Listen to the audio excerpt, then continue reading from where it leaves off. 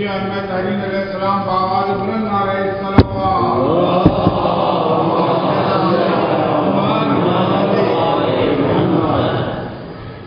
ایک دفعہ اور اگر صلوات عنایت فرما دیے تو بہت مشکور ہے.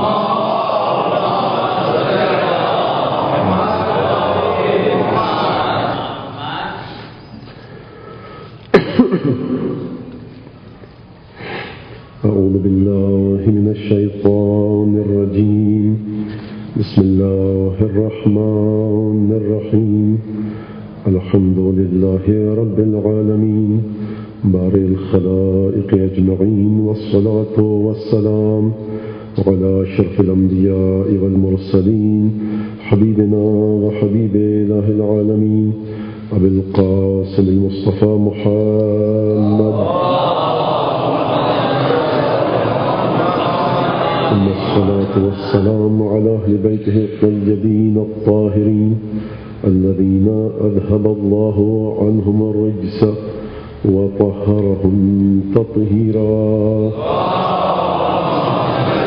اللعنة الدائمة على أعدائهم أجمعين من الآن إلى قيام يوم الدين. أما بعد، فقد قال الله تبارك وتعالى في قرآنه المجيد وفرقانه الحميد وقوله الحق وهو أصدق الصادقين. أعوذ بالله من الشيطان الرجيم. وما كان عطاء ربك محظورا.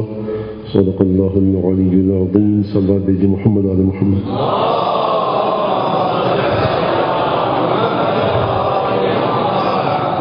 عزیزان گرامی، عطاء الہی کے حوالے سے یہ گفتگو کا سلسلہ چل رہا ہے اور آج دوسری تقریر ہے اس موضوع کی مناسبت سے.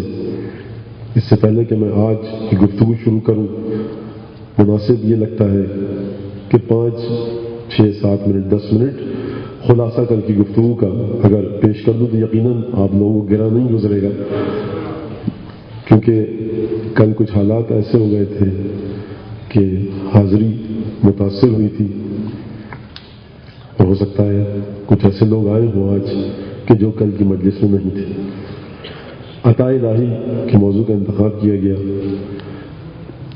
یہ بتلانے کے لیے اور یہ سمجھانے کے لیے کہ ہر انسان اس دنیا میں آئے وہ عطاء الہی کا محتاج ہے، اور نہ صرف انسان بلکہ حیوانات تک عطاء الہی کے محتاج ہے.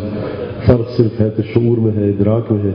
انسان اپنے اندر ایک احتیاج، ضرورت، نیاز کا احساس کرتا ہے اور عطا کے پیچھے دوڑتا ہے، لیکن حیوان کو یہ چیز اس کی جبلت میں عطا کر دی گئی ہے. جب یہاں تک بات آ گئی تو پھر میں نے عرض کیا تھا کہ سب سے پہلے عطا کی 2 قسمیں کی گئی تھیں. کل کی گفتگو کا خلاصہ آپ کی اجازت سے میں پیش کر رہا ہوں کہ عطا کی 2 قسمیں پیش کی گئی، بیان کی میں نے، عطا مادی، عطا معنوی اور روحانی. پروردگار نے مادی عطا کی انسان کو، دریا، سمندر، آسمان سے پانی برسایا، حیوانات پیدا کیے، درخت پیدا کیے، باغات لگائے، پھل، پودے، پھول، یہ سب انسان کو عطا کیے اس کی ضرورت کے لیے کہ اس کی نسل، اس کی طاقت، توانائی، حیات، زندگی کا سلسلہ چلتا رہے. مختلف مصلحتیں تھیں، یہ مادی حیات تھی. معنوی اور روحانی حیات کہاں سے، معنوی اور روحانی عطا کہاں سے؟ دیکھیے، میں نے حیات کا بھی لفظ استعمال کیا، عطا کا بھی. خصوصیت یہ ہے کہ جب بھی پروردگار کی عطا کا ذکر آئے گا وہاں پر حیات ساتھ ساتھ ہوگی. عطا کا جتنا مرتبہ بلند ہوگا حیات کا مرتبہ بھی اتنا ہی بلند ہوگا. ایک دفعہ جب آغاز ہوا معنوی اور روحانی حیات کا تو پروردگار عالم نے آدم کو بھیجا زمین پر. زمین پر بھیجنے سے پہلے بہشت میں رکھا. یہ وہ بہشت نہیں تھی کہ جس میں مومنین اور مسلمین مرنے کے بعد جائیں گے. یہ بہشت مفسرین علماء کے بقول برزخی بہشت تھی، یعنی جس میں مادے کا کچھ عنصر شامل تھا اور اس کے قوانین اس بہشت سے مختلف تھے. دلیل کیا ہے؟ اب یقیناً میں دلیل نہیں بتاؤں گا، یہاں پر اشارہ کر کے آگے بڑھ جاؤں گا.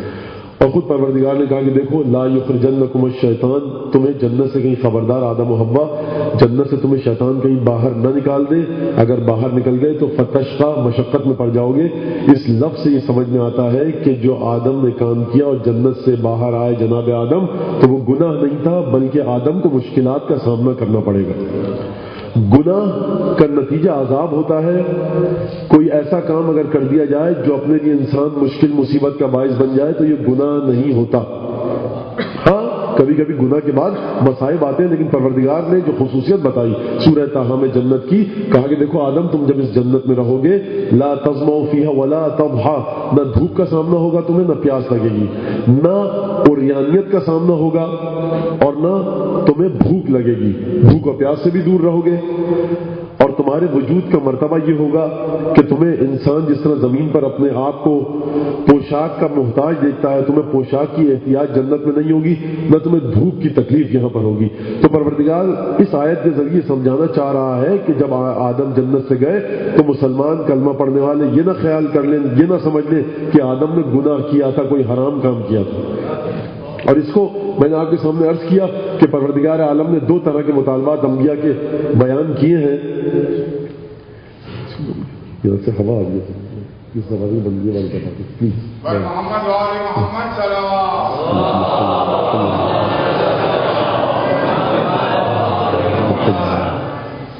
ایک دفعہ اور سلوات بھیجیے.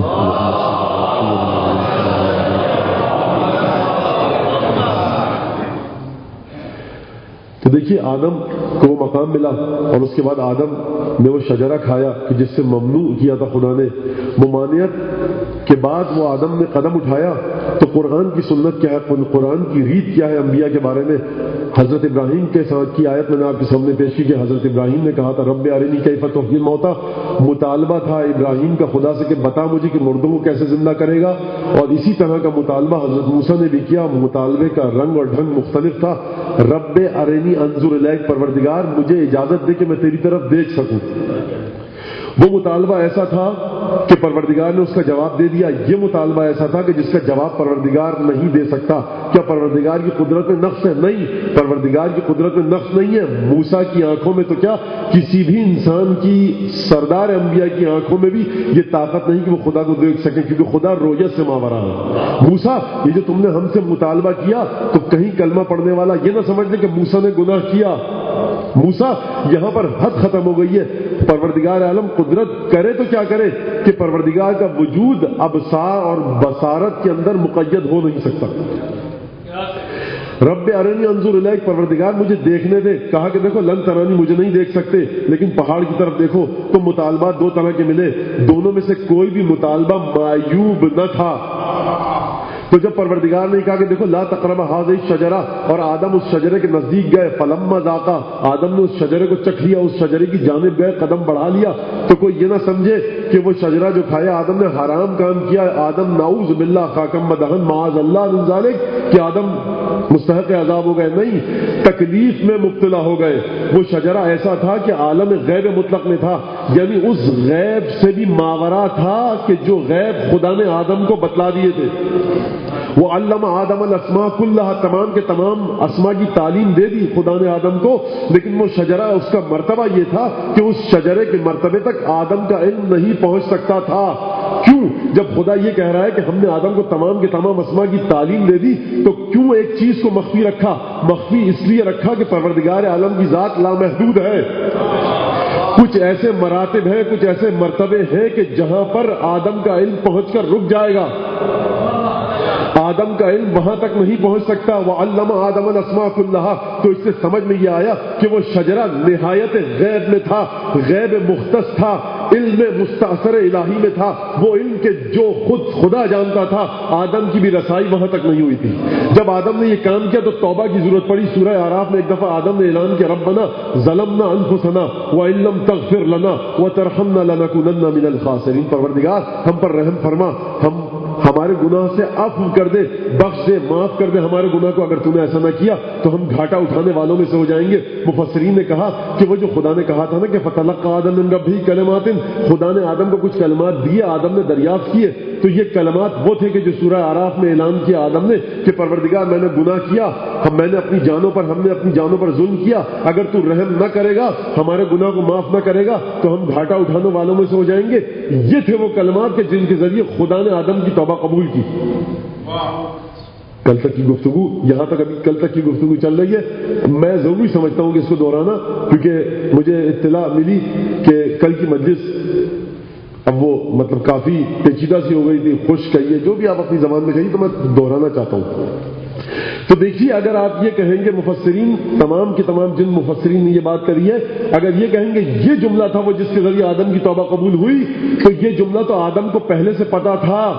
فتلق اگر ہوتی صرف یہی آیت کہ ربنا ظلمنا انفسنا تو ہم یہ بات مان لیتے، لیکن کریں تو کیا کریں کہ سورہ بقرہ میں اعلان کر رہا ہے خدا فتلق آدم من ربہ کلمات، جب آدم نے وہ شجرہ چکھا تب کچھ نئے کلمات کو دریافت کیا خدا سے. اگر مرتبہ وہی تھا تو آدم اس مرتبے کو پیچھے چھوڑ کر آ چکے ہیں.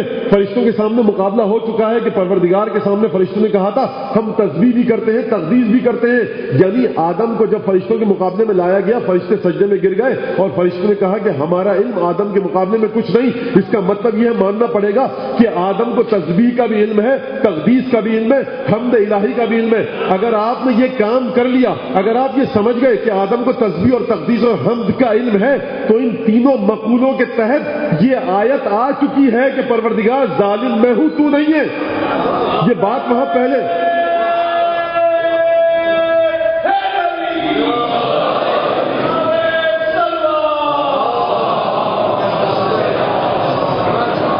یہ بات وہاں پہلے طے ہو چکی ہے کہ آدم کو اپنے ظلم کا بھی علم ہوگا. بھائی عبودیت کا تقاضا ہے. تسبیح کا معنی کیا ہے؟ پروردگار تیری ذات ہر برائی سے پاک ہے. جب اس کی ذات برائی سے پاک ہو گئی تو میں جو بھی غلط کام کروں گا، میں نے اپنے ہاتھوں سے اپنے اوپر ظلم کیا ہے. پروردگار کے اوپر ظلم کا کوئی شائبہ نہیں. یہ مرحلہ آدم جنت میں طے کر کے آ چکے ہیں. اب کون سے نئے کلمات خدا نے آدم کو عطا کیے؟ فتلق آدم من ربہ کلمات، کہ آدم نے ان کلمات کو اخذ کیا، تلقی کیا، لیا پروردگار سے. اور پھر میں نے یہ عرض کیا کہ دیکھیے یہ کلمات تھے. آدم نے کہا پروردگار ہم نے ظلم کیا، معاف کر دے. یہ جملہ آدم نے کہا. بھائی قرآن کہہ رہا ہے آدم نے کہا، تو میری کیا حقیقت کہ میں قرآن کے سامنے کوئی اٹکل پچو اپنی ٹامک ٹوئیاں ماروں؟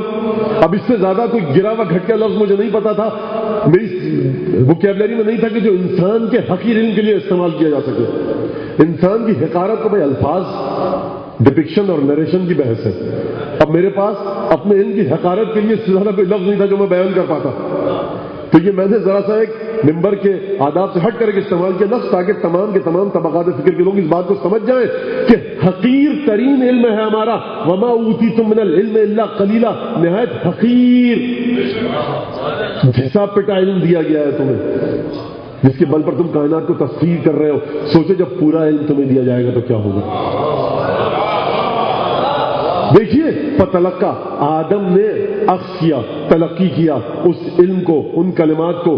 آدم نے یہ جملہ کہا تھا ربنا ظلمنا انفسنا وان لم تغفر لنا، یہ جملہ کہا. لیکن مسئلہ یہ ہے کہ توبہ کی بنیادی شرط ہے بارگاہ پروردگار کے سامنے تذلل، ذلت، عجز، مسکنت، انکساری، تواضع، عبودیت، جبیسائی، اپنے وجود کو فنا کر دینا. جب تک یہ نہیں ہوگا توبہ قبول نہیں ہو سکتی. گناہ اگر کر کے جائے انسان خدا کی بارگاہ میں، خدایا میں نے یہ گناہ کر لیا، کیا کر لے گا تو؟ معاف کر. گناہ معاف نہیں ہوگا، گناہ معاف نہیں ہوگا. دیکھیے پروردگار عالم کی بارگاہ میں اگر آنا ہے تو عجز کے ساتھ آنا ہوگا، مسکنت کے ساتھ آنا ہوگا. آدم نے یہ کام کیا، اس کے بعد یہ سمجھ میں آتا ہے کہ ان کلمات کو آدم پہلے سے جانتے تھے.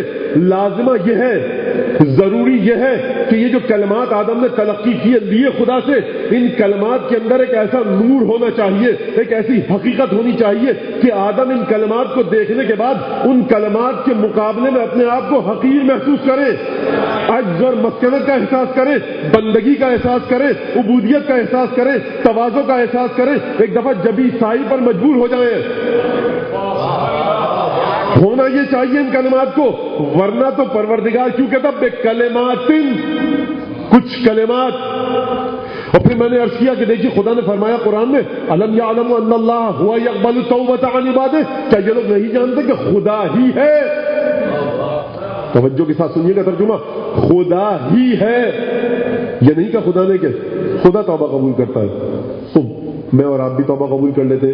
بھائی مسلمان تو بڑے عجیب ہیں، یہ رسول کو اپنے جیسا کہتے چلے آئے آپ تک، تو خدا کے سامنے بھی کھڑے ہو سکتے ہیں ہم مسلمان. تو ہم مسلمانوں نے بڑا سب ہر جگہ محاذ کھڑا کیا، کبھی خدا کے مقابلے میں، کبھی رسول خدا کے مقابلے میں. تو کوئی مسلمان اٹھ کے کہہ سکتا ہے کلمہ پڑھنے والا کہ بھائی ہم بھی توبہ قبول کر لیتے ہیں، جو غلطی کرتا ہے ہم اس کی توبہ قبول کر لیتے ہیں۔ خدا نے کہا الم یعلم ان اللہ ہوا، یہ جو ہوا ہے، اگر عربی جاننے والا کوئی بیٹھا ہے یہاں پر، ان اللہ ہوا، خدا ہی ہے، وہی خدا ہے صرف جو توبہ قبول کرتا ہے۔ تو بھائی جب وہی توبہ ہے، قبول کرتا ہے خدا، تو پروردگار تیری ذات ازل سے ہے، ابد تک رہے گی۔ تو تھا جب آدم نے یہ غلطی کی تو خود ہی تو آدم کی توبہ قبول کر لیتا، یہ کلمات دینے کی ضرورت کیا تھی؟ بھائی نگاہ قدرت دیکھ رہی تھی، نگاہ قدرت کے علم میں یہ بات ہے کہ توبہ کی بنیادی شرط ہماری بارگاہ میں، بارگاہ قدرت میں عجز و انکساری ہے، مسکنت ہے، تواضع ہے، فروتنی ہے۔ میں آدم کو کچھ ایسے کلمات دکھلاؤں گا کہ جنہیں دیکھ کر آدم کے قلب میں وہ فروتنی اور تواضع پیدا ہو کہ جو توبہ کا خاصہ ہے، جس کے آگے آدم کو اپنی حقیقت ہیچ لگے، وہ کلمات آدم کے وجود سے کہیں ماورا ہو۔ یہ بات ہے یا نہیں؟ آئے تو قرآن تو پھر دیا، اور پھر میں نے عرض کیا کہ کون سی ذات ہے جس کے بارے میں خدا نے کہا؟ خدا نے صرف ایک ذات کے بارے میں کہا، اسی ذات کے بارے میں کہ جس کے بارے میں سورہ فتح میں کہا کہ دیکھو ان الذین یبایعونک، اے میرے حبیب جو تیری بیعت کرتے ہیں، انما یبایعون اللہ، جو تیرے ہاتھ پر بیعت کر رہے ہیں۔ خدا نے یہ نہیں کہا کہ وہ میرے ہاتھ پر کر رہے ہیں، خدا نے کہا وہ میرے ساتھ بیعت کر رہے ہیں۔ یعنی خدا کے حبیب کی منزلت یہ ہے کہ جب خدا اپنے حبیب کے بارے میں گفتگو کرے، وہاں پر حبیب کا ہاتھ ہے، یہاں خدا کی ذات ہے۔ بھائی انما یبایعونک، حبیب یہ تیری بیعت کر رہے ہیں، کہہ دیتا خدا۔ بیعت کیسے ہوتی ہے؟ ہاتھ پہ ہاتھ رکھ کے ہوتی ہے، فارمل طریقہ تو یہ ہے۔ حبیب جو تیرے ہاتھ پہ ہاتھ رکھ کے بیعت کر رہے ہیں، یہ ایسا ہے کہ میرے ہاتھ پر نہیں۔ حبیب کا تعلق، محمد مصطفیٰ کا تعلق اتنا شدید اور عقید ہے، محمد مصطفیٰ اتنا اتم مصداق ہے توحید کا کہ خدا کہہ رہا ہے جس نے تیرے ہاتھ پر بیعت کی، اس نے میرے ہاتھ پر بیعت نہیں کی، میری ذات کے ساتھ بیعت کی۔ تو دیکھیے عطا الہی کا حساب کیجئے کہ محمد مصطفیٰ کے بارے میں خدا کی عطا کس مرتبے پر ہے کہ جو محمد کی بارگاہ میں آ جائے وہ خدا کی بارگاہ میں آ گیا۔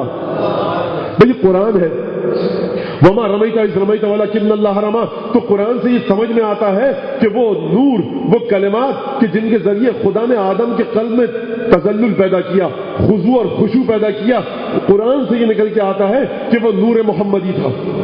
اور جب نور محمدی کی بات آئے گی تو رسول خدا کے زبان مبارک سے خود پوچھنا ہوگا کہ یا رسول اللہ جب آپ کا نور تھا تو کیا آپ کے نور کے ساتھ کسی اور کا نور بھی تھا یا نہیں؟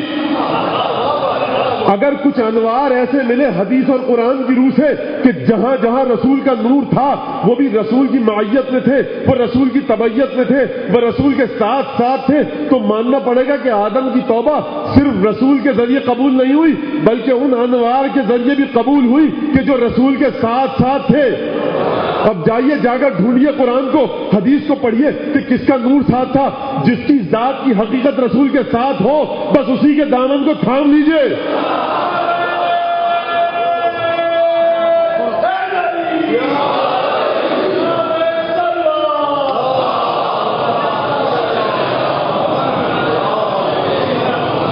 بھائی دیکھیے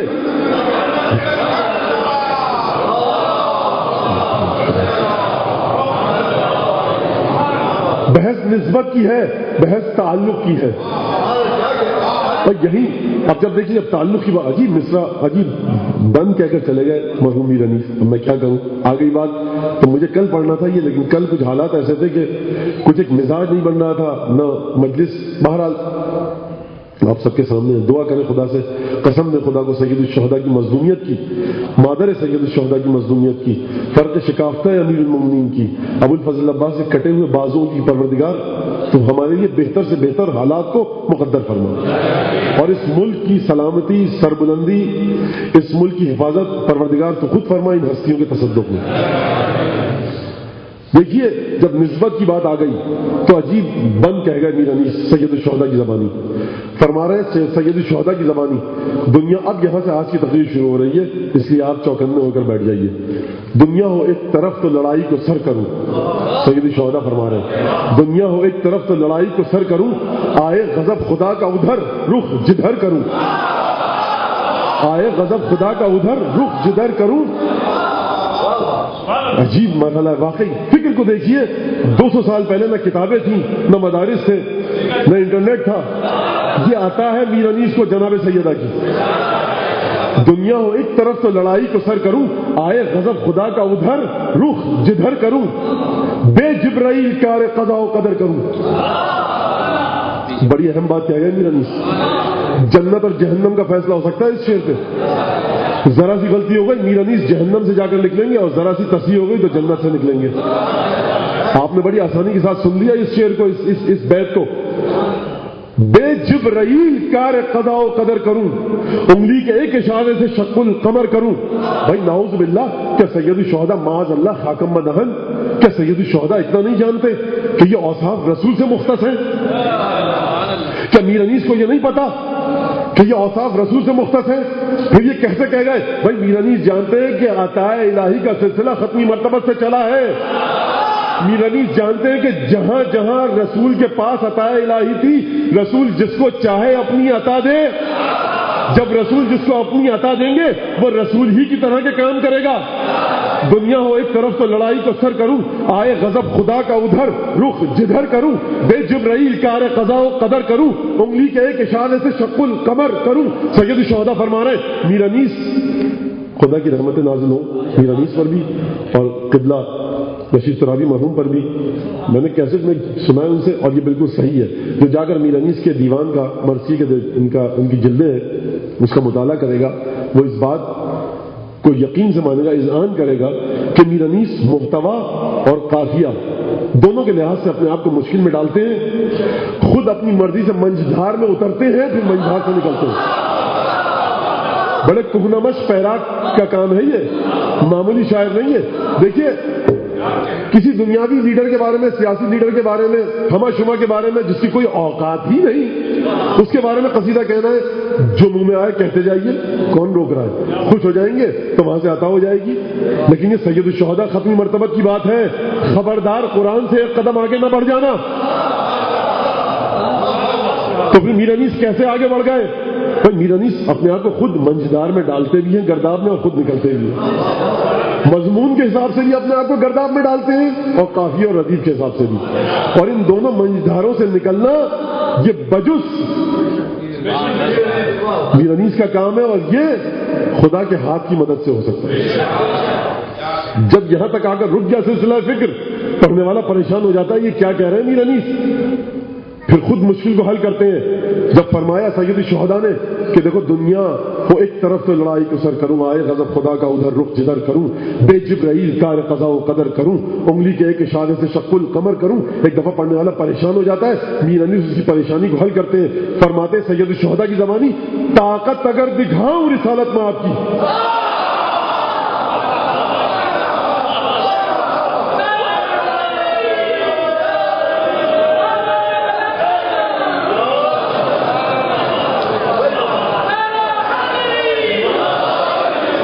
بھائی سید الشہداء کی فرما رہے میر انیس کہ سید الشہداء کے پاس اپنا کچھ ہے ہی نہیں, جو ہے رسول کا ہے. تو اسی لیے فرماتے ہیں, دیکھیے کتنی مشکل میں ڈالا اپنے آپ کو. قضاء و قدر تک پہنچ گئے, جبریل کی وساطت کو ہٹا دیا,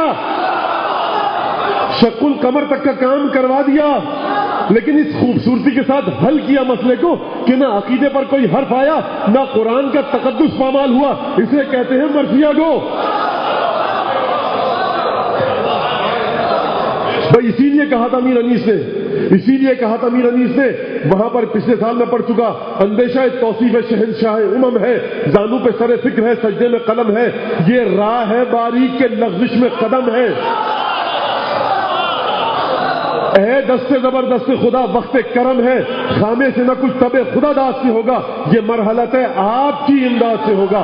جب امداد مولائے کائنات شامل ہوگی تو اسی انداز سے مشکلات حل ہوں گی. فرماتے طاقت اگر دکھاؤں رسالت میں آپ کی, رکھ دوں زمین پہ چیر کے ڈھال آفتاب کی.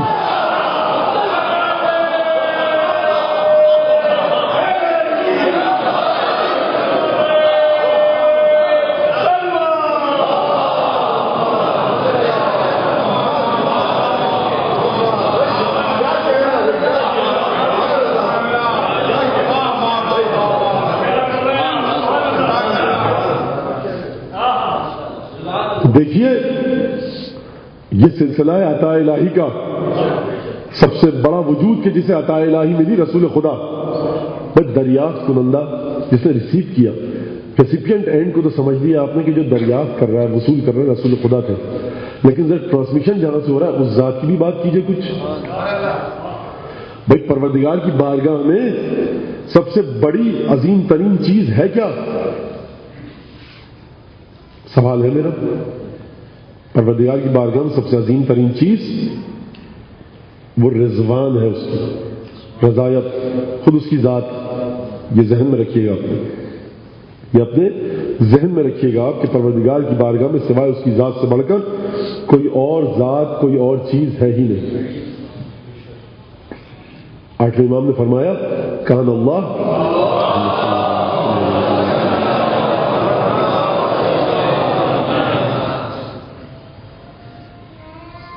عجیب جملہ ہے، کان اللہ ولم یکن معہ شیء، خدا تھا، خدا وجود میں ہے، تھا، رہے گا، اس کے ساتھ کوئی چیز نہیں، کوئی اس کے مرتبہ وجودی پر آ ہی نہیں سکتا۔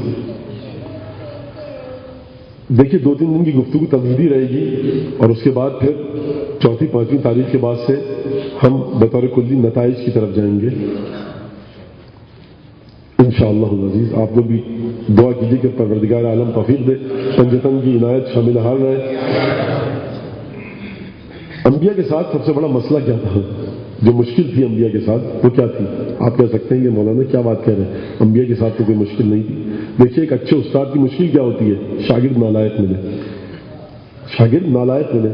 انبیاء کے ساتھ مشکل کیا تھی؟ کہ جن لوگوں کے درمیان آئے وہ انہیں نہ سمجھ پائے۔ انبیاء میں جہت کمال کیا ہے اور جہت نقص کیا ہے؟ رک جائیے گا یہاں پر۔ مسئلہ یہ ہے کہ یوٹیوب ماشاءاللہ سے بہت اپنی ایکٹیویٹیز دکھا رہا ہے، کسی تقریر سے 2 جملے اٹھائے جاتے ہیں اور پھر مسئلہ سلسلہ یہ ہے کہ اب دور جدید ہے، جو مسائل بیٹھ کر افہام و تفہیم کے ذریعے حل ہوتے تھے، انٹرنیٹ، کمپیوٹر اور ایس ایم ایس سے پہلے وہ دیواروں پر چاکنگ کے ذریعے پاکستان جیسے ترقی یافتہ اور تعلیم یافتہ ملک میں حل ہوتے تھے، اور جب ایس ایم ایس چل پڑا ہے تو اب ایس ایم ایس کے ذریعے مسائل حل کیے جاتے ہیں۔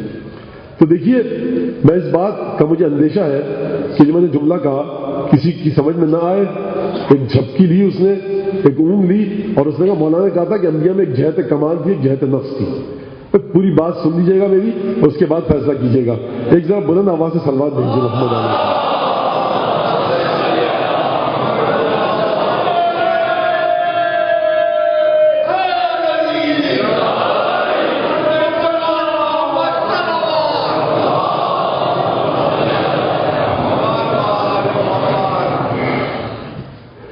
جہت کمال وہی آتی تھی، معصوم تھے۔ جہت نقص کیا تھی؟ کوئی نقص نہیں تھا، شخصیت میں کوئی خامی نہیں تھی، لیکن قرآن کہہ رہا ہے کہ لوگوں کے درمیان جب انبیاء آئے تو قرآن کے مطابق لوگوں نے انبیاء کی ذات میں نقص دیکھا ہے۔ بھائی کیا نقص دیکھا؟ کہا بھائی ہم جیسا ہے۔ اب اس گفتگو کو مجھے آج لے کر چلنا ہے اور ایک نتیجہ دینے کی کوشش کروں گا انشاءاللہ، اگر دے پایا، کیونکہ امید ہے کہ بحول و قوہ الہی نتیجہ آپ تک پہنچ جائے گا۔ پروردگار عالم 2 انداز کی آیتیں ملتی ہیں قرآن میں۔ ایک وہ کہ جو کفار کی زبانی ہے، وہ لوگ کہ جنہوں نے انبیاء کے پیغام کو نہ مانا ان کی زبانی ہے، کہ وہ لوگ مسلسل یہ کہتے رہے کہ یہ انبیاء ہم جیسے بشر ہیں، ہم جیسے انسان ہیں۔ اور دوسری طرح کی آیات ملتی ہیں کہ جن میں پروردگار عالم انبیاء کی زبان سے یہ کہلوا رہا ہے کہ ہم تم جیسے انسان ہی تو ہیں۔ کفار بھی یہ کہیں کہ تم ہم جیسے انسان، انبیاء بھی کہیں کہ ہم تم جیسے انسان، لیکن خدا مذمت کرے اس عقیدے پر کہ تم نے کیوں کہا ہمارے انبیاء کو کہ ہم تم جیسے انسان۔ ایک عجیب مشکل مرحلہ ہے یہ قرآن کا۔ سیدھی سیدھی آیتیں ہیں، جا کر پڑھ لیجیے آپ۔ آج کل تو الحمدللہ کمپیوٹر ہے، موجم ہے، اس میں آپ ٹائپ کیجئے، پوری آیت دکھا دے گا آپ کو، تمام آیات، اور یہ موجود ہے۔ کوئی اتنا مشکل بات میں نہیں کر رہا کہ دیکھیے پروردگار عالم قرآن میں انبیاء کی زبانی یہ کہہ رہا ہے کہ ہم تم جیسے بشر، انبیاء بھی کہہ رہے ہیں ہم تم جیسے بشر، کفار بھی یہ کہہ کر انبیاء کے پیغام کو ٹھکرا رہے ہیں کہ تم ہم جیسے بشر، اور خدا مذمت کر رہا ہے اسی بات پر کہ تم نے کیوں کہا یہ تم جیسے بشر۔ اب اگر محور گفتگو کا واضح ہو گیا تو اب یہاں سے سلسلہ گفتگو آگے بڑھاتے ہیں۔ دیکھیے پروردگار عالم نے اعلان کیا سورہ اسراء میں وما منع الناس ان یؤمنوا اذ جاءهم الهدى، لوگوں کو کس چیز نے منع کیا؟ ان لوگوں کو، معاشرے کے، سماج کے کس چیز نے روکا کہ جب ان کے پاس ہدایت آئے ہمارے رسولوں کی صورت میں؟ وما منع الناس ان یؤمنوا اذ جاءهم الهدى الا ان قالوا ابعث الله بشرا رسولا، کس چیز نے روکا؟ کسی چیز نے انہیں نہیں روکا کہ وہ ہمارے پیغمبروں کی بات پر کان نہ دھرے، ان کی بات نہ سنے، صرف ایک چیز نے انہیں روکا اس بات سے کہ وہ ہمارے رسولوں کے پیغام پر لبیک نہ کہیں، الا ان قالوا ابعث اللہ بشرا رسولا، کیا خدا کسی انسان کو رسول کی صورت میں بھیج سکتا ہے؟ دیکھیے ایک اور بات جو میرے ذہن سے نکل گئی کہنا، پچھلے برس بھی اسی موضوع پر گفتگو ہوئی تھی، لیکن مجھے کافی ایک تعداد نے بتایا کہ مولانا آپ کی مجلس جو تھی بالکل سمجھ میں نہیں ہے ہمارے، اور مجلس ذرا سی بکھری ہوئی تھی۔ اب یقیناً سننے والا جب کہہ رہا ہے تو صحیح کہہ رہا ہوگا، جس میں 10,000 نقص ہیں، ایک نقص اور صحیح۔ تو دیکھیے میں چاہ رہا ہوں کہ اسی مجلس کو لے کر اور مزید ذرا بہتر انداز سے کہ بچے جو بیٹھے ہیں ان کی سمجھ میں آ جائے، اور عطاء الہی سے اس کا رب دے کر پھر گفتگو کے سلسلے کو آگے بڑھاؤں۔ تو اگر پچھلے برس کی گفتگو آپ کے ذہن میں ہوگی تو یہ اس سے گفتگو مزید کچھ اور مدارج اور درجات کو طے کرے گی۔ پچھلے برس کی گفتگو کو ذہن میں رکھیے اور اس گفتگو کو بھی، اور پھر سلسلہ فکر کو آگے بڑھائیے۔ لوگوں کو کس چیز نے منع کیا؟ سورہ اسراء، سورہ بنی اسرائیل، دو نام ہیں اس سورہ کے، 17واں سورہ سورہ اسراء اور سورہ بنی اسرائیل۔ وما منع الناس ان یؤمنوا اذ جاءهم الهدى الا ان قالوا ابعث اللہ بشرا رسولا، لوگوں کو کسی چیز میں نہیں روکا ہمارے رسولوں کی آواز پر لبیک کہنے سے، سوائے ایک چیز کے، ابعث اللہ بشرا رسولا، کیا خدا کسی بشر کو رسول بنا کر مبعوث کر سکتا ہے؟ یعنی خدا کا لب و لہجہ آیت کے تیور مذمت کے ہیں۔ یہ لوگ یہ کہتے تھے کہ یہ بشر بنا کر کیسے بھیج سکتا ہے؟ خدا نے کہا کہ دیکھو لو کان فی الارض ملائکۃ یمشون مطمئنین لنزلنا علیہم من السماء ملکا رسولا، اے میرے حبیب ان کو جواب دو کہ اگر زمین پر ملائکہ چل پھر رہے ہوتے تو ہم تب بھی بھیجتے رسول کو، لیکن کسی فرشتے کو رسول بنا کر بھیجتے۔ تم انسان ہو۔ سورہ فصلت میں اس بات کا جواب دیا کہ دیکھو جب کفار نے کہا لو، اب یہ دیکھیے گفتگو ہو رہی ہے نزول کی، اس بات کو کفار نہیں کہتے تھے کہ ہمیں رسول نہیں چاہیے، ہمیں پیغامبر نہیں چاہیے، مانتے تھے۔ دعویٰ یہ تھا، جھگڑا یہ تھا، اختلاف یہ تھا کہ انسان کو ہم جیسے بنا کر کیوں بھیجا۔ اس دعوے کی بنیاد کیا تھی، اس کی جڑ کہاں پہ تھی، یہ بھی آپ کی سمجھ میں آ جائے گا۔ تو دیکھیے یہ کفار کہتے تھے ہمیشہ کہ کیوں بھیجا؟ خدا نے کیا جواب دیا کہ لو کان فی الارض ملائکۃ یمشون مطمئنین لنزلنا علیہم من السماء ملکا رسولا، اگر زمین پر فرشتے ٹہل رہے ہوتے، فرشتے زمین پر چل پھر رہے ہوتے تو ہم کسی فرشتے کو ہی رسول بنا کر بھیجتے۔ یعنی تمہیں واسطے کی ضرورت تب بھی ہوتی، وسیلے کی ضرورت تب بھی ہوتی۔ تم انسان ہو جس میں آمیزہ ہے، معجون ہے شہوت اور عقل کا، تم تو فرشتوں سے نچلے وجود کے درجے پر ہو، ہر قسم کا انسان پایا جاتا ہے، تمہیں ہم اپنے وسیلے کے ذریعے، واسطے کے ذریعے اپنا میسج پہنچائیں گے۔ اور سن لو تمہاری تو کچھ حیثیت نہیں، اگر وہ فرشتے بھی ہوتے کہ جن کے دل میں نفسانی خواہشات کا کوئی نام ہی نہیں، اگر ہم ان پر بھی اپنا کوئی پیغام بھیجتے تو تمام مخلوقات پر جو زمین میں رہ رہی ہوتی، یہ 6 ارب انسان اگر فرشتے ہوتے تو خدا کہہ رہا ہے جب بھی ہم ان پر ایک رسول بنا کر بھیجتے، یعنی خدا کی ریت یہ ہے، رسم یہ ہے، خدا کی سنت یہ ہے کہ جب بھی وہ اپنے بندوں سے رابطہ قائم کرے گا، اگرچہ وہ فرشتے ہی کیوں نہ ہو، کسی وسیلے سے کرے گا، کسی ذریعے سے کرے گا۔ بھئی عجیب سلسلہ فکر ہے کہ خدا کا اصرار ہے کہ وسیلے کو مانو، مسلمان کا انکار ہے کہ وسیلہ نہیں چاہیے۔ بھئی ہم بات مانیں، مسلمان کی مانیں یا خدا کی مانیں؟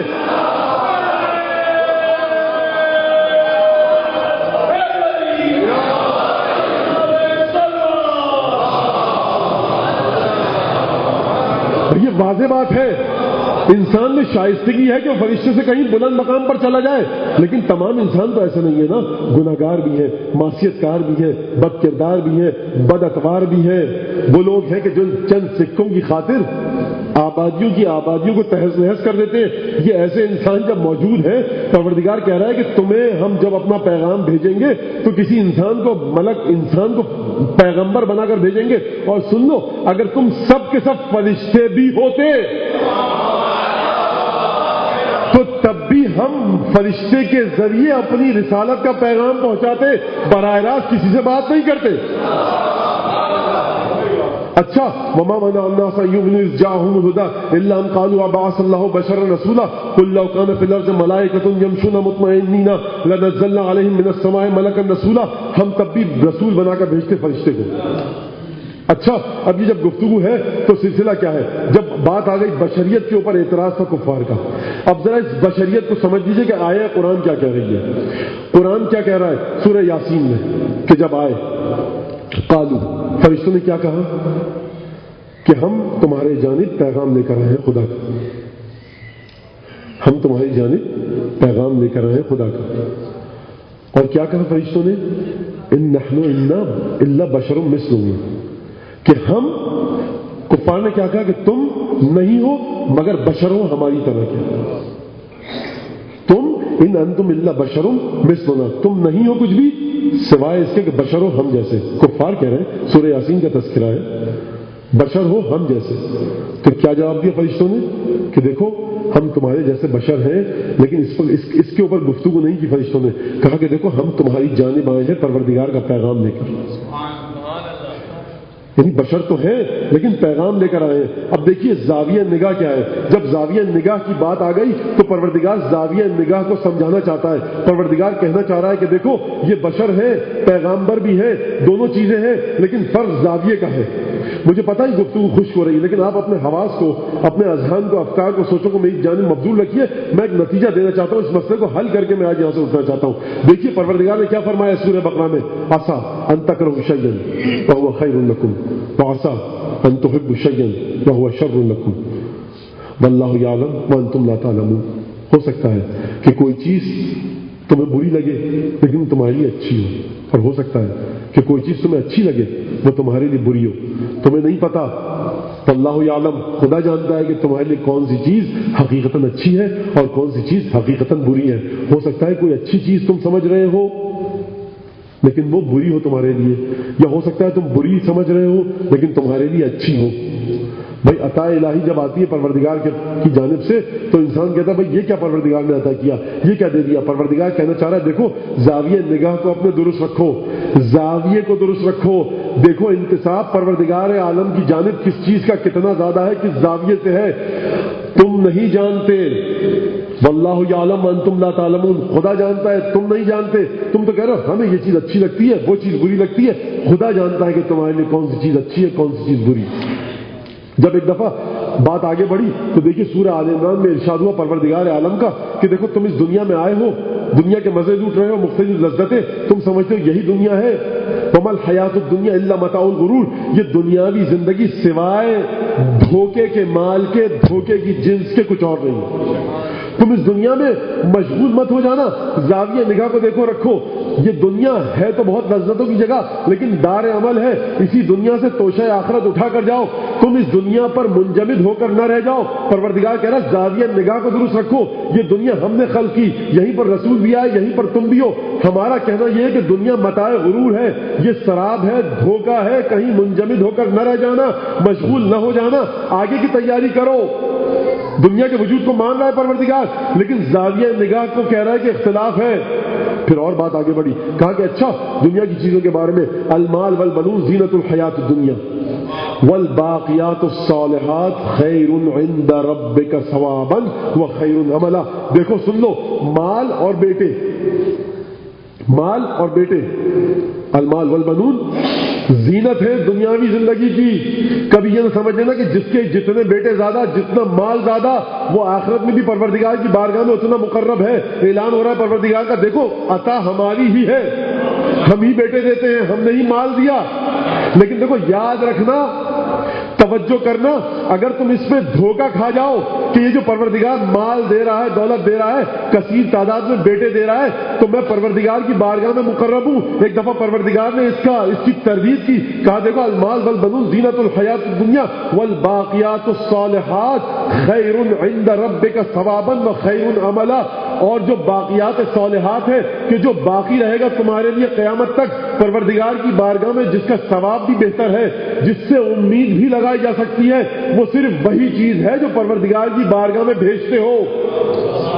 اگر اولاد ایسی ملی تمہیں اور تم نے اس کے ذریعے کوئی کام ایسا کیا کہ تم پروردگار کی بارگاہ میں کچھ بھیج سکو، مال کے ذریعے کچھ پروردگار کی بارگاہ میں بھیج سکو، تو دیکھو یہ چیز ہے جس کا ثواب باقی رہے گا. ورنہ اگر تم نے بیٹوں کو اور مال کو دنیاوی حد تک منجمد رکھا تو سب یہی رہ جائے گا، تباہ ہو جائے گا. کیوں؟ کیونکہ پروردگار کا اعلان ہے سورہ یاسین میں، فسبحان الذی بیدہ ملکوت کل شیء، پاک ہے وہ ذات کے جس کے ہاتھ میں ہر چیز کے غیبی خزانے ہیں. جب تک غیب میں کوئی چیز نہ جائے، جب تک پروردگار کی بارگاہ میں شرف قبولیت نہ ملے، لاکھ اولادیں ہو، لاکھ مال ہو، سراب ہے، دھوکہ ہے، فنا ہو جائے گا، کوئی فائدہ نہیں ہوگا. پروردگار تو نے ہی تو دیا ہے. پروردگار کہے گا دیا میں نے ہے، لیکن زاویہ نگاہ کو درست رکھو.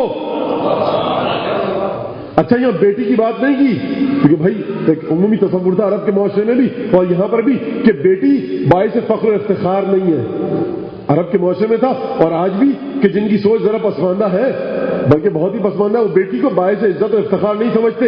ہاں ٹھیک ہے، پروردگار نے اسی معیار اور ملاک اور پیمانے کے حساب سے بات کی کہ دیکھو مال اور بنون بیٹے اور مال زینت حیات دنیا ہے، لیکن اگر تم اسی کے ذریعے آخرت کو کماؤ تو پروردگار کی بارگاہ میں وہ ثواب رہے گا. اب یہ اور بات ہے کہ پروردگار خود اپنے بنائے ہوئے قانون کو کبھی کسی بندے کو ایسی بیٹی عطا کرے کہ جس کے ذریعے پروردگار تمام قوانین کو توڑ دے، تو اس کا مطلب یہ ہوگا کہ یہ جو پروردگار اپنے اس بندے کو یہ بیٹی جو عطا کر رہا ہے، یہ عطا ایسی ہے کہ جو تمام قوانین کو بالائے طاق رکھ کر عطا ہوگی.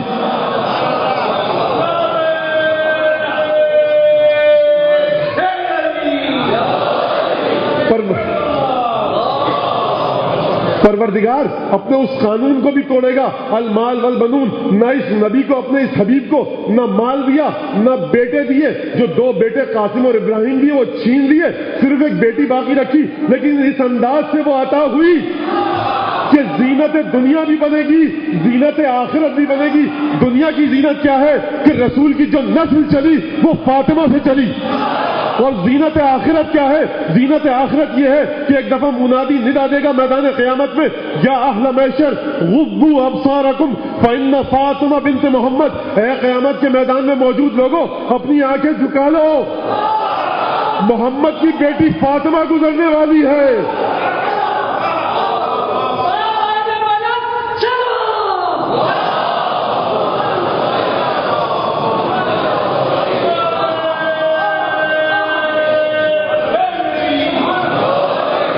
فاطمہ کس انداز سے گزریں گی؟ فاطمہ نہیں گزریں گی. روایت کے الفاظ ہے، احادیث کے الفاظ ہے کہ 70,000 بہشتی کنیزوں کے ساتھ جناب سیدہ پل صراط پر سے روشنی کی رفتار سے زیادہ تیز عبور کریں گی. عزیزان گرامی، پل صراط پر سے گزرنا سرعت رفتار کے ساتھ عمل صالح سے منسلک ہے. سیدہ اگر خود تنہا گزر جاتی تو شاید بات کسی بڑے فلسفی مفکر کی سمجھ میں آ جاتی، لیکن میں حیران ہوں کہ سیدہ اکیلی نہیں گزریں گی. 70,000 بہشتی کنیزیں کہ جو عالم خلد میں ہیں، جنہوں نے گناہ نہیں کیا، وہ بھی جناب سیدہ کی شفاعت کے ساتھ جنت میں جائیں گی. یہ کیا اکرام ہے، یہ کیا زینت حیات اور زینت دنیا ہے رسول خدا کو اس بیٹی کے ذریعے. وہاں کہا کہ مال اور بنون، تو دیکھیے کس انداز سے یہ بیٹی عطا ہوئی کہ اس دنیا میں بھی زینت، اور اس کا عمل اتنا عظیم کہ اس دنیا میں بھی رسول کے لیے زینت. تفکر کو بدلیے، زاویہ نگاہ کو بدلے. ایک صلوات دیجیے محمد علیہ وسلم.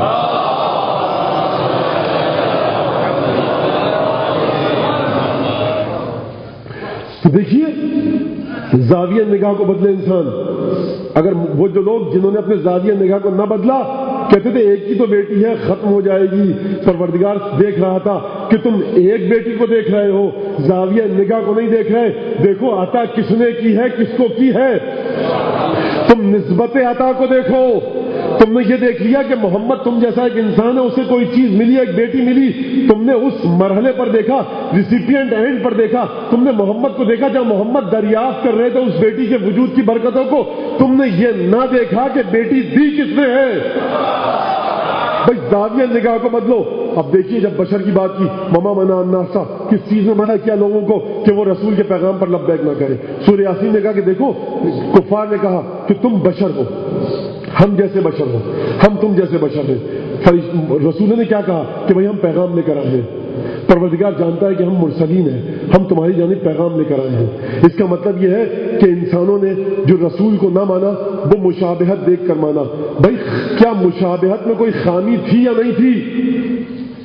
پروردگار عالم نے جب سورہ ابراہیم کے اندر ذکر کیا تو کہا لئن اطعتم بشرا مثلکم انکم اذا لخاسرون۔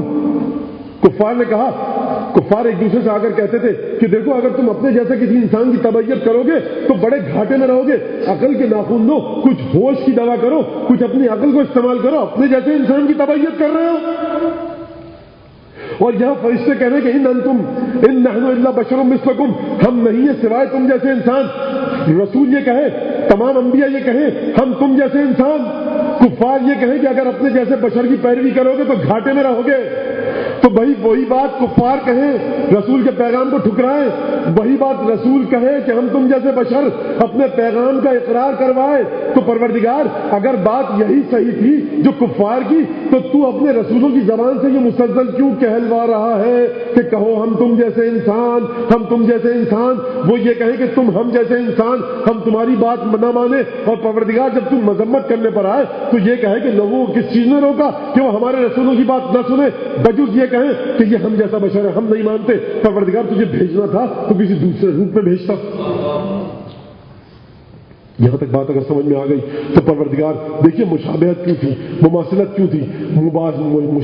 مماثلت اور مشابہت کی وجہ یہ تھی کہ یہ انسان گمراہی کے اندھیروں میں پڑا ہوا ہے، یہ انسان بد کردار ہے، بد اتوار ہے، یہ سمجھتا ہے کہ اگر جسمانی لحاظ سے، جسامت میں، جسدانی لحاظ سے ہم جیسا ہے تو روح بھی ہم جیسی ہوگی۔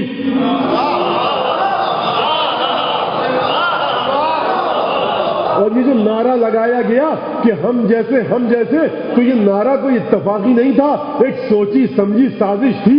وہ بد اتوار اور بد کردار بادشاہ کہ جو سنت رسول کی پیروی نہیں کر سکتے تھے، انہوں نے کہا کہ جب ہم رسول کی سنت کی پیروی نہیں کریں گے تو مسلمان ہمارا گریبان پکڑ لیں گے۔ تو کہیں تو کیا کہیں کہ بھائی یہ ہم جیسا تھا، اور پھر جب کہا کہ ہم جیسا تھا تو مشکل ہوگی۔ بھائی اس رسول اگر تم جیسا تھا، اس کی زندگی میں تو تمہارے کردار کی طرح کوئی کردار نظر نہیں آتا۔ تو کہا کہ اچھا اب جھوٹی احادیث و تاریخیں لکھواؤ، مورخین سے لکھواؤ تاریخ کہ کہو بھائی ہم جیسا تھا، جو کام ہم نے کیے وہ اس نے کیے، جب وہ کر کے جا چکا ہے تو ہم جو یہ کام کر رہے ہیں ہمارا گریبان نہ پکڑو، یہ ہم ہی جیسا تھا، ہمارے کام ہی کرتا تھا۔ ایک سازش کے تحت باقاعدہ اس بات کو کہلوایا گیا۔ اچھا خدا کیوں مذمت کر رہا ہے؟ وجہ کیا تھی؟ لئن اطعتم بشرا مثلکم انکم اذا لخاسرون، اگر تم نے اپنے جیسے کہ انسان کی تبعیت کی تو تم گھاٹے میں ہو۔ پروردگار اب دیکھیے بڑی توجہ کیجیے گا، یہاں تک بات سمجھ میں آ گئی نا آپ لوگوں کے کہ دیکھیے رسول خود کہہ رہے ہیں کہ ہم تم جیسے انسان، خدا بھی کہہ رہا ہے یہ تم جیسے انسان، کفار بھی کہہ رہے ہیں یہ ہم جیسے انسان، رسول اور اللہ تعالیٰ کہہ رہا ہے کہ ان سے کہو کہ ہم تم جیسے انسان ہیں، وہ بھی یہی کہہ رہے ہیں کہ تم ہم جیسے انسان ہو، اور اسی بات کو بنیاد بنا کر پیغام کو ٹھکرائیں تو خدا کفار کی مذمت کرے۔ پروردگار جب تو نے قرآن میں کہہ دیا کہ یہ رسول ان جیسے انسان، اور یہ رسول اسی بات کو بنیاد بنا کر تیرے رسولوں کے پیغام کو ٹھکرائیں، تو پروردگار نعوذ باللہ تجھے شکایت کس بات کی؟ بہانہ تو نے خود ان کے ہاتھ میں دیا۔ اگر یہاں تک گفتگو کا مرحلہ سر ہو گیا اور طے ہو گیا تو اب میں آگے بڑھوں گا۔ سورہ اسراء اور سورہ انعام کے اندر، اسراء اور انعام میں پروردگار نے بڑے خوبصورت انداز سے اس بات کو حل کیا۔ وما قدر اللہ حق قدرہ اذ قالوا ما انزل اللہ علی بشر من شیء، ان لوگوں نے خدا کی معرفت ٹھیک سے حاصل نہیں کی، کما حقہ معرفت حاصل نہیں کی، کیونکہ انہوں نے یہ کہہ دیا کہ کیسے خدا کسی بشر کو رسول بنا کر پیش کر سکتا ہے۔ یعنی پروردگار کا اعلان ہے سورہ اسراء اور انعام میں کہ جو ہمارے رسولوں کا پیغام یہ کہہ کر ٹھکرائے کہ یہ ہم جیسے بشر، تو دیکھو اس کی رسالت میں شک نہ کرنا، اس کی توحید میں شک کرو، اس کی توحید مکمل نہیں ہے۔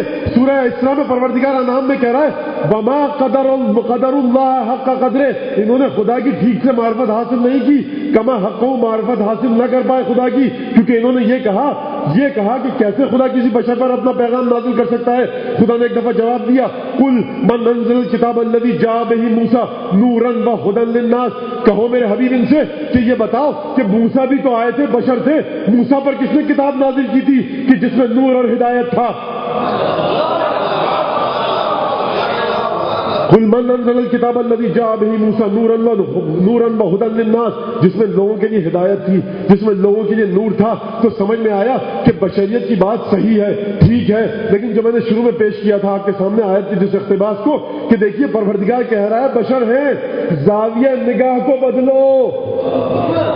تم بشر کے زاویے کو دیکھ رہے ہو، بھائی یہ بھی تو دیکھو، بڑی توجہ کیجیے گا بھائی، یہ بھی تو دیکھو کہ ہم نے یہ کہا ہے قل من انزل الکتاب الذی جاء بہ موسیٰ نورا وہدی. دیکھو بشر ہے لیکن ہم نے کتاب بھی دی ہے ایسے موسیٰ کی طرح جس میں نور اور ہدایت ہے. کیا تم پر یہ کتاب نازل ہوئی ہے؟ اگر تم پر یہ کتاب نازل نہیں ہوئی تو تم اس جہد کو کیوں دیکھ رہے ہو جس جہد کو ہم نہیں بتلانا چاہتے؟ یہ جہد موجود ہے لیکن رسالت اس جہد کا نام نہیں ہے، رسالت نام ہے جہد رحمانی کا.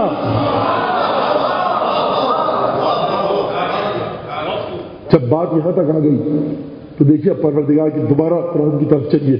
اور کل کی گفتگو جو تھی، مجھے پھر خوف اس بات کا ہے کہ 5-10 منٹ اوپر ہو جائیں گے، اور میں بہت شدیداً اذیت اور تکلیف میں ہوتا ہوں کہ جب آپ کو میں دیکھتا ہوں کہ 10:10 یا 5 منٹ ہو گئے، بہت شدیداً تکلیف ہوتی ہے مجھے، لیکن میں کیا کروں.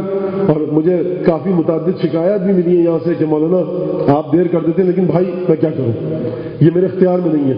میں دیکھنا چاہتا ہوں چہرے آپ سب کے میری طرف ہوتے ہیں، بعض چہروں میں سوالیہ نشانات اتنے عجیب انداز سے آ رہے ہوتے ہیں کہ مجھے گفتگو دہرانی پڑتی ہے.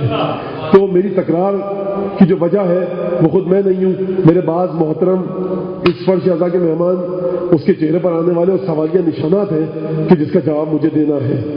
یہ یہاں پر کوئی دنیاوی کام میں نہیں کرنا ہے کہ 1 گھنٹہ بیٹھنا ہے مجھے، جو بھی آئے میں شاید حق کر چلا جاؤں. مجھے ایک بات کو کنسیپٹ کو واضح کر کے جانا ہے کہ کل کو یہ لگا بھائی انسان بشری کے تقابل کیا تھا، کیا جہد تھی، کانسیپٹ کیا تھا، خدا کیا کہتا ہے، قرآن کیا کہتا ہے. یہ میری ذمہ داری ہے.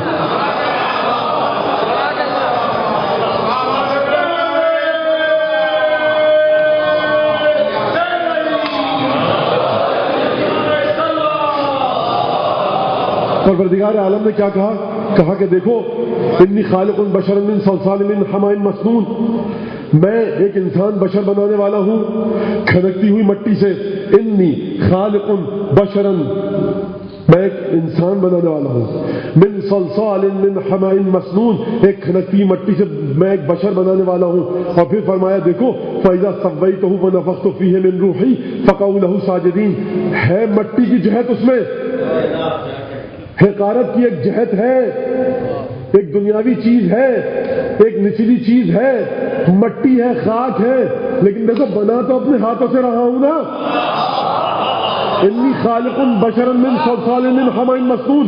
اور دیکھو بات اگر مٹی اور خاک پر رک جاتی تو ہم شاید کہتے کہ لوگوں نے کفار نے صحیح کہا. پروردگار نے کہا دیکھو فَإِذَا سَوَّيْتُهُ وَنَفَخْتُ فِيهِ مِن رُوحِي فَقَعُوا لَهُ سَاجِدِينَ.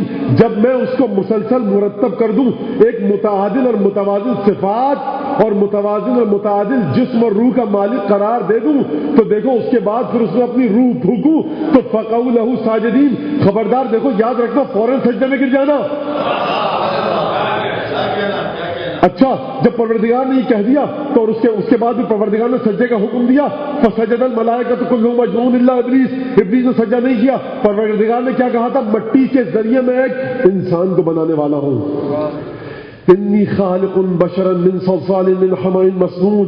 میں مٹی کے ذریعے بنانے والا ہوں، میں مٹی کے ذریعے ایک بشر کو بنانے والا ہوں. ایک صلوات پڑھی محمد آل محمد.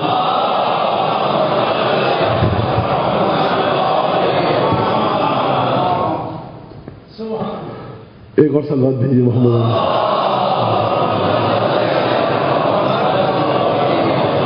ان الامور مرہونۃ باوقاتها. ہر چیز اپنے وقت پر ہو کر رہتی ہے، جتنی کوششیں کر لیں پریشان مت ہوئیے. دیکھیے میں ایک کھنکتی ہوئی مٹی سے بشر کو بنانے والا ہوں. شیطان نے کیا کہا؟ لم اکن لاسجد لبشر خلقته من صلصال من حماء مسنون. پروردگار جس بشر کو تو بنا رہا ہے مٹی سے، میں اسے سجدہ نہیں کروں گا. وہی جہد جسے اجاگر کر کے خدا کہہ رہا ہے سجدہ کرو، اسی جہد کو شیطان سامنے رکھ کے کہہ رہا ہے سجدہ نہیں کروں گا. یعنی رسالت میں اگر شک آ جائے، توحید میں شک آ جائے تو اس کی بنیاد کیا ہے؟ اس کی بنیاد ہے زاویہ نگاہ کی کجی. ڈائمینشن اور اینگل کی کجی. بھائی خدا کب کہہ رہا ہے کہ میں اسے نور سے بنا رہا ہوں؟ میں اسے مٹی سے بنا رہا ہوں. لیکن جہد تو دیکھو, فائدہ سبوئی تو ہوں ونفخت فیہ من روحی. فائدہ سبوئی تو ہوں ونفخت فیہ من روحی. میں اس میں اپنی روح پھونکوں گا, اپنی روح میں سے کچھ پھونکوں گا اور اسے متوازن اور متعادل بناؤں گا مٹی سے. جہت نقص ہے لیکن ایک خلات عطا کروں گا, ایک تمغہ عطا کروں گا. وہ تمغہ ہوگا میری روح اور تسویہ متعادل اور متوازن صفات. سجدے میں گر جانا. شیطان کیا کہہ رہا ہے؟ جب دیکھیے اب شیطان کا کام کیا ہے. پروردگار نے جب کہہ دیا, متعدد مرتبہ آپ آیات کو سن چکے, مجھے پتا ہے پروردگار خلقتنی من نار وخلقتہ من طین, اسے مٹی سے بنایا, مجھے آگ سے بنایا. بھائی مٹی اور آگ کا تقابل کیا؟ آگ میں حرارت ہے, آگ میں نورانیت ہے. آگ نام ہے ڈائنامک ہونے کا, مٹی نام ہے جمود کا. امام حسن مجتبی علیہ السلام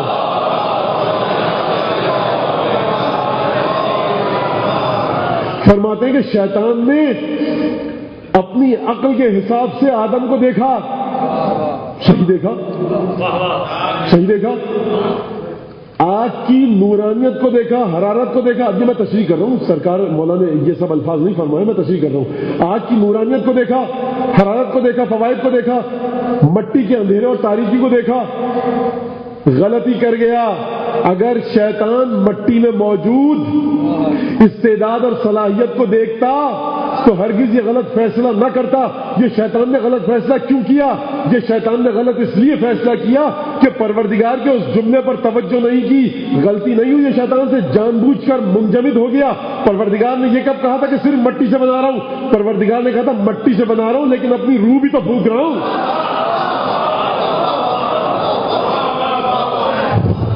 اچھا, جب یہاں تک بات آ گئی تو اب سمجھ میں آ گیا کہ دیکھیے یہ سلسلہ ہے. اب آئیے عالم بالا میں ہوا کیا.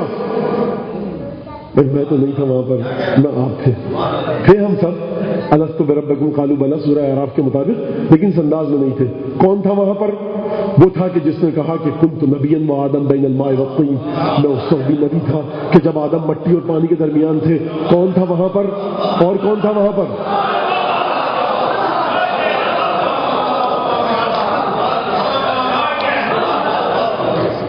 اور کون تھا وہاں پر؟ بھائی جب یہ نبی تھا تو کس کے لیے تھا؟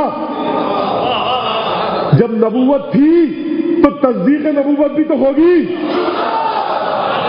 اگر ایک آواز آ رہی ہے سرکار رسالت مآب کی,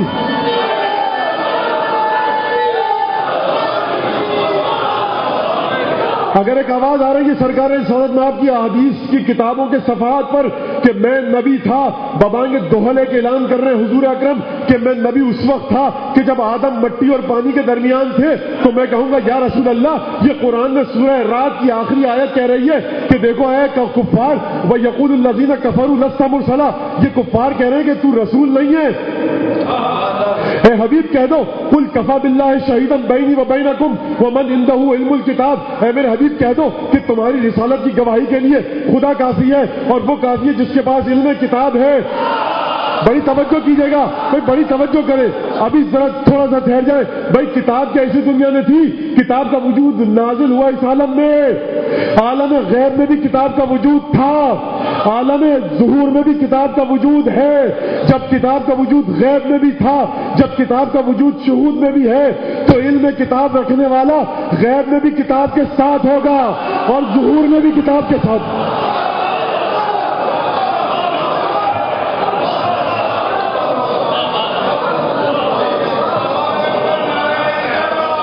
بھائی دیکھیے,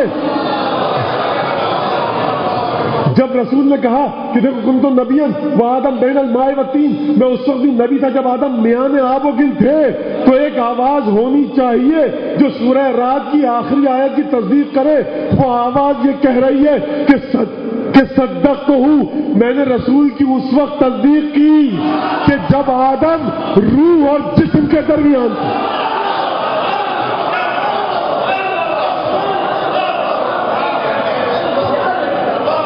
بھائی اب آدم کے بارے میں وہی ہستی بتائے گی کہ وہ نبی تھی اس وقت کہ جب آدم میان آب و گل تھے، یا وہ بتائے گا کہ جس نے تصدیق کی اس رسول کی کہ جو آدم سے پہلے نبی تھا؟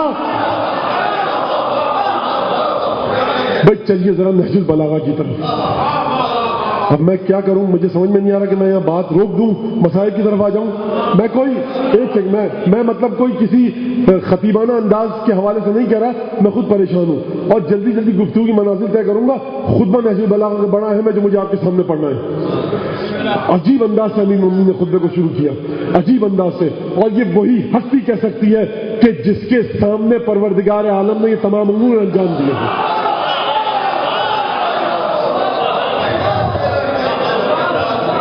یہ وہی ہستی کہہ سکتی ہے کہ جس کا علم زمان اور مکان کے احاطے سے ماورا ہو۔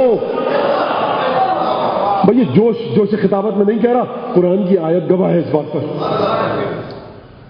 الحمدللہ الذی لبس العز والکبریاء واختارہما لنفسہ دون خلقہ وجعلہما حما وحرما علی غیرہ واصطفاہما لجلالہ وجعل اللعنة على من نازعه فيهما من عباده ثم اختبر بذلك ملائكته المقربين ليميز المتواضعين من المستكبرين فقال سبحانه وتعالى وهو العالم بمضمرات القلوب ومحجوبات الغيوب۔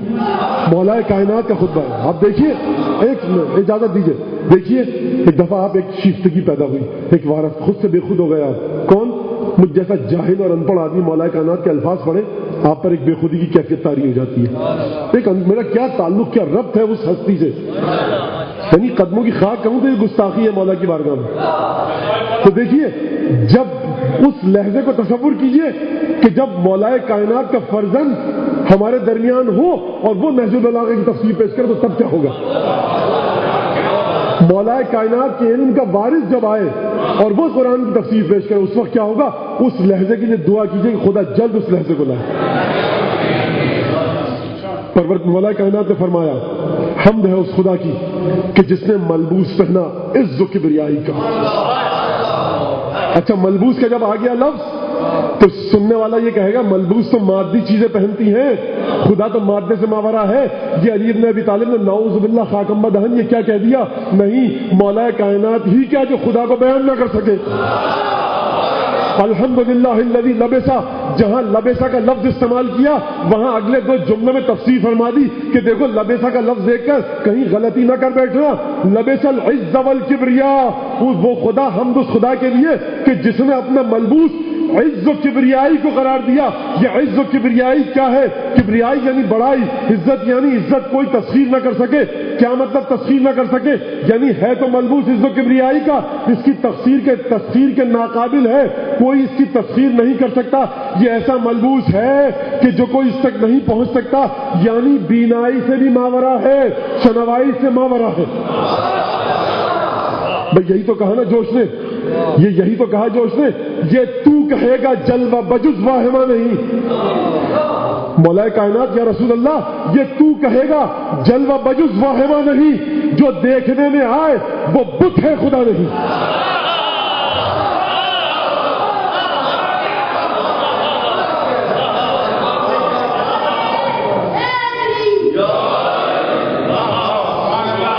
اپنے لبسا کی، اپنے پہلے لفظ کی تفسیر فرمائی خود مولا کائنات نے بڑے خوبصورت انداز سے عز و کبریائی کو لا کر کہ دیکھو اس کی کبریائی اتنی بڑی ہے کہ آنکھیں بھی اسے نہیں دیکھ سکتی۔ ملبوس کے لفظ کو دیکھ کر کہیں غلطی میں نہ پڑ جانا۔ الحمدللہ الذی لبس العز والکبریاء، حمد اس خدا کے لیے کہ جس نے عز و کبریائی کو اپنا ملبوس قرار دیا۔ واختارہما لنفسہ دون خلقہ، اور پروردگار نے عز و کبریائی کو اپنے سے مخصوص قرار دیا۔ وجعلہما حما وحرما علی غیرہ، اور پروردگار نے عز اور کبریائی کو، بڑائی کو، استکبار کو، تکبر کو، انسانوں والے نہیں پروردگار والے، تکبر کو اپنے لیے حما اور حرم قرار دیا، یعنی وہ حدود ہے جہاں کوئی قدم نہیں رکھ سکتا۔ واختارہما لجلالہ واصطفاہما لجلالہ، اور پروردگار نے اپنے جلال کے لیے عز اور کبریائی جیسی صفات کو اختیار کیا۔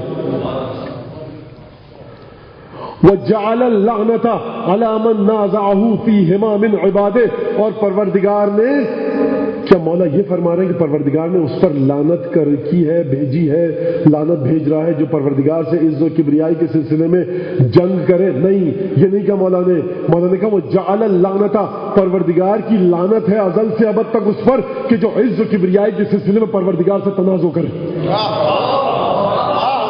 ثم اختبر بذلك ملائکته المقربین، اور اس کے بعد پروردگار نے اپنے عز اور کبریائی کا امتحان لینے کے لیے، بڑی توجہ کیجیے گا کہ کون ہستیاں ہیں، کون بندے ہیں جو پروردگار کی عزت اور کبریائی کا دعویٰ رکھتے ہیں، اس کے بعد امتحان لیا پروردگار نے کس کا؟ اپنے ملائکہ مقربین کا۔ کیوں لیا؟ لِيُمَيِّزَ الْمُتَوَاضِعِينَ مِنَ الْمُسْتَكْبِرِينَ، تاکہ اپنے ملائکہ میں سے جو متواضع ہو ان کو دیکھ لے پروردگار۔ پروردگار کا علم نہیں رکھتا تھا، رکھتا تھا، پروردگار چاہتا تھا کہ بات کھل کر سامنے آ جائے۔ لِيُمَيِّزَ الْمُتَوَاضِعِينَ مِنَ الْمُسْتَكْبِرِينَ، اور اس کے بعد پروردگار نے کیا کہا؟ فَقَالَ سُبْحَانَهُ وَتَعَالَى، اور اس کے بعد فَقَالَ سُبْحَانَهُ، پروردگار نے کہا، کیا کہا؟ اور پھر مولانا نے فرمایا دیکھو یہ مت سمجھنا کہ پروردگار نے جب امتحان لیا تو پروردگار جانتا نہیں تھا۔ فرمایا مولا کائنات نے وَهُوَ الْعَالِمُ بِمُضْمَرَاتِ الْقُلُوبِ وَمَحْجُوبَاتِ الْغُیُوبِ، پروردگار دلوں کے بھید بھی جانتا ہے اور غیب کے پردوں میں چھپے ہوئے رازوں کو بھی جانتا ہے۔ یہ امتحان تھا۔ اور اس کے بعد کہا پروردگار نے انی خالق بشرا من طین فاذا سویته ونفخت فیہ من روحی فقعوا له ساجدین فسجد الملائکۃ کلهم اجمعون الا ابلیس۔ مولا کائنات نے فرمایا جب خدا نے امتحان کے لیے پیش کیا جبریل فرشتوں کے سامنے آدم کو، تو پھر اس کے بعد کہا دیکھو تصفیہ کر دوں گا، متوازن جسم، متوازن روح، نفس، عقل، شعور کے ساتھ آدم کی تخلیق کروں گا مٹی سے، اور جب میں اس میں اپنی روح پھونک دوں تو خبردار انتظار مت کرنا میرے حکم کا، خود بخود سجدے میں گر جانا۔ فقعوا له ساجدین فسجد الملائکۃ کلهم اجمعون، تمام کے تمام ملائکہ سجدے میں گر گئے الا ابلیس، بجز ابلیس کے۔ کیوں؟ اعترضته الحمیہ، تعصب، ناروا تعصب نے اسے راستے سے ہٹا دیا۔ اچھا بڑی توجہ کیجیے گا، یہ پروردگار کی ریت ہے، رسم ہے کہ جب بھی اپنی عزت اور کبریائی کا امتحان لے گا اپنے بندوں کے ذریعے ہی لے گا۔ بھائی وہ چاہے تو کسی کو ایسی تلوار دے دے کہ جو اگلوں میں ملی ہو نہ پچھلوں میں، وہ چاہے تو کسی کو ایسا علم دے دے کہ جو نہ اگلوں میں ملی ہو نہ پچھلوں میں، وہ چاہے تو کسی کو ایسی منزلت دے دے کہ جس کی ایک ضربت تمام کی تمام امت کی عبادت سے بھی افضل ہو۔ یہ پروردگار، اب میں اگر یہ توجہ کر کے یہ کہوں مجھے حسد ہو جائے، مجھے کینہ آ جائے، میں کہوں پروردگار تو نے مجھ پر قرآن کیوں نہیں نازل کیا؟ پروردگار کہے گا دیکھو ہمارا فیض عام ہے، ہماری عطا عام ہے، مستفیض مخصوص ہے، جس میں اہلیت ہوگی اسے دیں گے، یہ ہماری کبریائی اور عز کا تقاضا ہے۔ اگر تم ہماری عز و کبریائی کے مقابلے میں آؤ گے تو شیطان کی طرح راندہ درگاہ ہو کر جاؤ گے۔ خبردار ہمارے مخصوص بندوں سے اپنا مقابلہ نہ کرنا، انہیں اپنے جیسا انسان نہ سمجھنا، یہ ہے تم جیسے، یہ ہے تم جیسے، لیکن جہت ایک اور ہے جو تم نہیں دیکھ پا رہے۔ ہماری آیتوں کو تو پڑھو، ہمارے قرآن کو تو پڑھو، سمجھ میں آئے گا کہ ہمارے بندے کہاں تمہارے ساتھ ہیں، کہاں تم سے جدا ہیں۔ اعترضت الحمیہ، اسے تعصب نے راستے سے ہٹا دیا۔ فعدو اللہ امام المتعصبین وسلف المستکبرین، خدا کا دشمن تمام تعصب کرنے والوں کا امام ہے۔ جو تعصب رکھے وہ شیطان کا پیرو ہے، کبھی مذہب کا تعصب، کبھی فرقے کا تعصب، کبھی رنگ و نسل کا تعصب، کبھی زبان کا تعصب، کبھی علاقے کا تعصب، اس کی زبان فلاں ہے میری زبان فلاں، اس کی رنگ و نسل فلاں ہے میری رنگ و نسل فلاں، یہ فلاں فرقے کا ہے میں فلاں فرقے کا ہوں، یہ فلاں مذہب کا ہے میں فلاں مذہب کا ہوں۔ مولا کائنات فرما رہے ہیں فعدو اللہ امام المتعصبین، متعصبین تعصب کرنے والوں کا جو امام ہے وہ شیطان کا پیرو ہے۔ وعدو اللہ امام المتعصبین وسلف المستکبرین، دیکھو تکبر کرنے والوں کی نسل جو چلی ہے وہ شیطان سے چلی ہے. کس قدر احمق ہے یہ انسان. کبھی اس بات پر تکبر کہ میں کتنی قیمتی گاڑی سے اتر رہا ہوں, کبھی اس بات پر تکبر کہ میں کس گھر سے نکل رہا ہوں, کبھی اس بات پر تکبر کہ میرے جسم پر کیسے کپڑے ہیں. حضور کبھی اس بات پر تکبر کہ دنیاوی مال مجھے کتنا ملا ہے, کبھی بیٹھنے کے انداز میں تکبر, کبھی چلنے کے انداز میں تکبر, کبھی غذا کھانے کے انداز میں تکبر. غرض یہ کہ انسان جو تکبر کرے وہ سوچ لے مولا کائنات کے مطابق کہ وہ شیطان کا پیرو ہے, لاکھ رسول کا کلمہ پڑھتا رہے, لاکھ رسول کا کلمہ پڑھتا رہے. علم افلا ترون, کیا تم نہیں دیکھتے کہ کیف وضعہ اللہ بتکبرہ بترفعہ. تم نہیں دیکھتے کہ خدا نے یہ جو اس نے بڑائی کرنی چاہیے اس کے نتیجے میں خدا نے کس طرح سے ذلیل کیا, اسے کس انداز سے ذلیل کیا. اپنی جنت سے نکالا, وَأَعَدَّ لَهُ فِي الْآخِرَةِ سَعِيرًا, اور آخرت میں اس کے لیے عذاب رکھا. اور پھر مولا کائنات نے راس پر سے پردہ اٹھایا کہ دیکھو, بڑی توجہ کیجیے گا کہ دیکھیے مولا کائنات نے راس پر سے پردہ اٹھایا, کہا کہ دیکھو لو شاء اللہ ان یخلق آدم من نور یخطف الابصار ضیاؤہ, من نور یخطف الابصار ضیاؤہ. اگر خدا چاہتا تو آدم کو ایک ایسے نور سے خلق کرتا کہ جب وہ نور فرشتوں کے سامنے آتا, دکھائی دیتا, تو یخطف الابصار ضیاؤہ, چکا چون کر دیتی, چندیا جاتی فرشتوں کی آنکھیں اس نور کو دیکھ کر. وَيَبْهَرُ الْعُقُولُ ضِيَاؤُهُ, اور اس کی روشنی کی کرنیں عقول کو مبہوت کر دیتی. وَطِيبٍ يَأْخُذُ الْأَنفَاسُ عَرْفُهُ, اور ایک ایسی خوشبو نکلتی آدم کے جسم میں سے کہ جو مشام جاں کو معطر کر دیتی. فرشتے, ابھی میرے الفاظ ہیں سمجھانے کے لیے کہ فرشتے ایک دفعہ خود سے بے خود ہو جاتے, ایک دیوانگی کے عالم میں آ جاتے, وارفتگی شیفتگی کے عالم میں آ جاتے. فرشتے ایسے نور سے خلق کر سکتا تھا. من نور یخطف الابصار ضیاؤہ ویبہر العقول رواؤہ وطیب یأخذ الانفاس عرفہ. ایسی خوشبو ہوتی آدم سے نکلتی کہ ایک دفعہ خود سے بے خود ہو جاتے. نور ایسا نکلتا کہ آنکھیں چندیا جاتی. روشنی کی کرنیں ایسی پھوٹتی کہ عقل تعطل کا شکار ہو جاتی. وَلَوْ شَاءَ لَفَعَلَ, اگر خدا چاہتا تو یہ کر سکتا تھا. نقص اس کی ذات میں نہیں ہے, اگر وہی چاہتا. وَلَوْ شَاءَ لَفَعَلَ وَلَوْ فَعَلَ لَظَلَّتِ الْأَعْنَاقُ لَهُ خَاشِعَةً وَلَخَفَّتِ الْبَلْوَىٰ عَلَى الْمَلَائِكَةِ. اگر خدا یہ کرتا تو, بڑی توجہ کیجیے گا, اگر خدا یہ کام کرتا تو جیسے ہی آدم سامنے آتے ایسے نور کے ساتھ, ایسی کرنوں کے ساتھ, ایسی ضیاء کے ساتھ, ایسی خوشبو کے ساتھ, ایسی شخصیت کے ساتھ فرشتوں کے سامنے آتے, اگر خدا چاہتا تو یہ کر سکتا تھا. لخفت البلوہ ولخاوت. عجیب انداز سے دیکھیے مولا کائنات کہنا کیا چاہ رہے ہیں. مولا کائنات یہ نہیں کہنا چاہ رہے کہ پروردگار کو یہ کام کرنا چاہیے تھا. مولا کہنا اگر خدا یہ چاہتا تو کر سکتا تھا. لَظَلَّتْ لَهُ الْأَعْنَاقُ خَاشِعَةً, اگر خدا یہ کرتا جیسے ہی آدم سامنے آتے سب فرشتوں کی گردنیں خود بخود جھک جاتی. شیطان کو اپنی عقل کے گھوڑے, ناقص عقل کے گھوڑے دوڑانے کی ضرورت نہ ہوتی. اگر خدا یہ کرتا تو ایسا کر سکتا تھا. بالکل بلا فاصلہ سجدے میں گر جاتے تمام ملائکہ, شیطان بھی گر جاتا.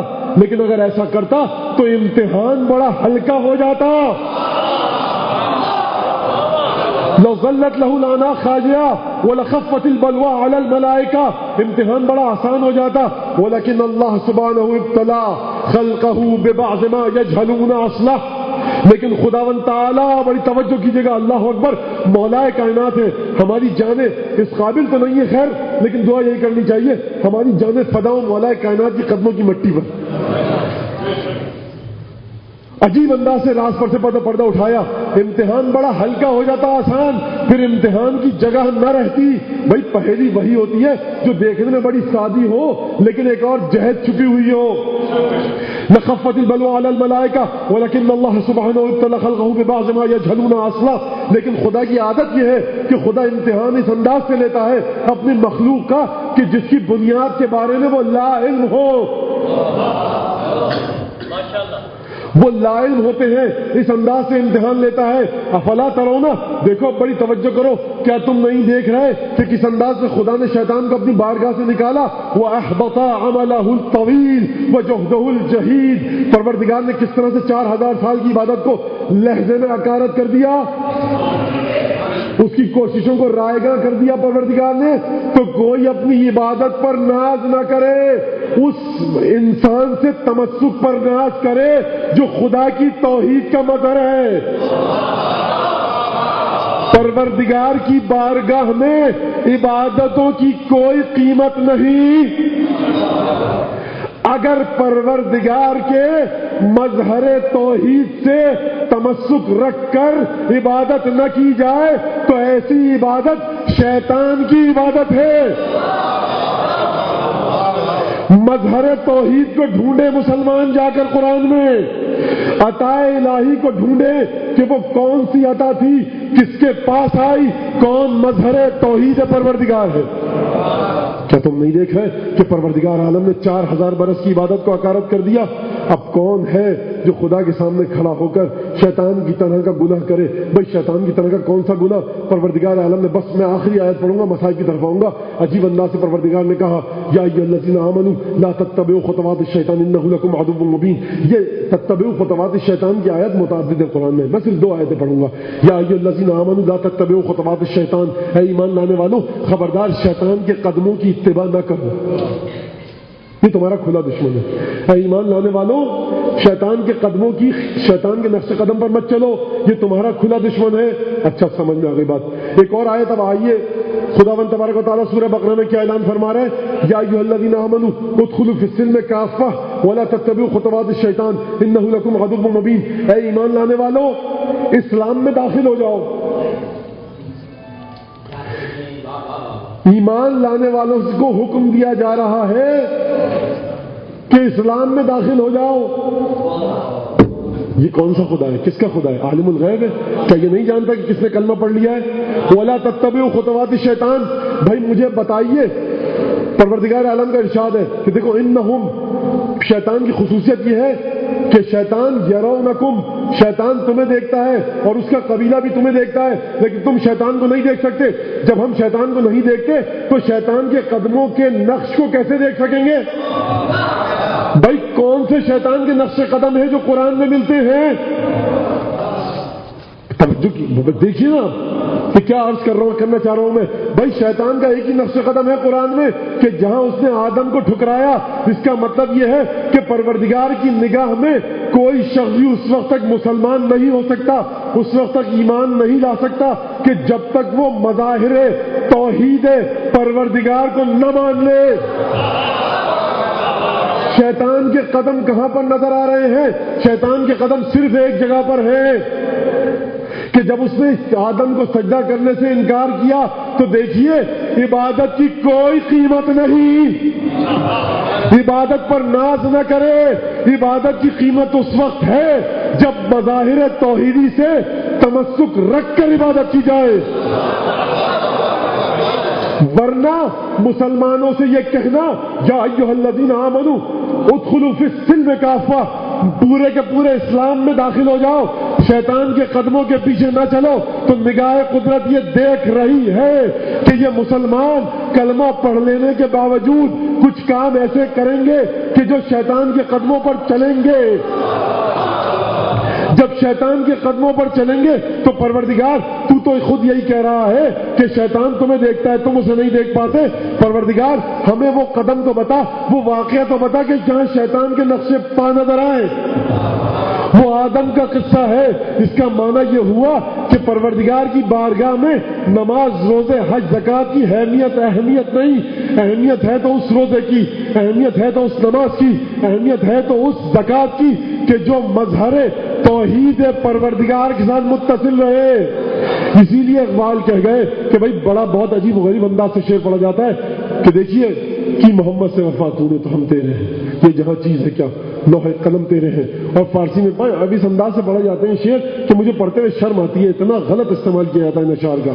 کہ مصطفیٰ بے رسم خیشرا کے دین ہن اوست اگر بھی نہ رسیدی تمام بولا حدیث، یعنی مصطفیٰ تک اپنے آپ کو پہنچاؤ۔ اقبال نماز روزے کی بات نہیں کر رہے، مصطفیٰ تک پہنچاؤ۔ بھائی مصطفیٰ تک پہنچنے کا مطلب کیا ہے؟ مصطفیٰ مظہر اتم توحید ہے، مصطفیٰ کا نور مظہر مصداق توحید ہے. مصطفیٰ تک پہنچ گئے تو نمازوں کی بھی حیثیت ہے, روزے کی بھی حیثیت ہے, ورنہ تمہاری تمام عبادتیں بیکار. اسی لیے تو فرمایا کہ کئی ہزار سال کے روزے, کئی ہزار سال کی نمازیں صفا و مروہ کے درمیان صحیح کرتے ہوئے مظلومی کے ساتھ قتل کر دیا جائے, کوہ احد کے برابر اگر سونا صدقے میں دے دے, اگر تیری محبت نہ ہوگی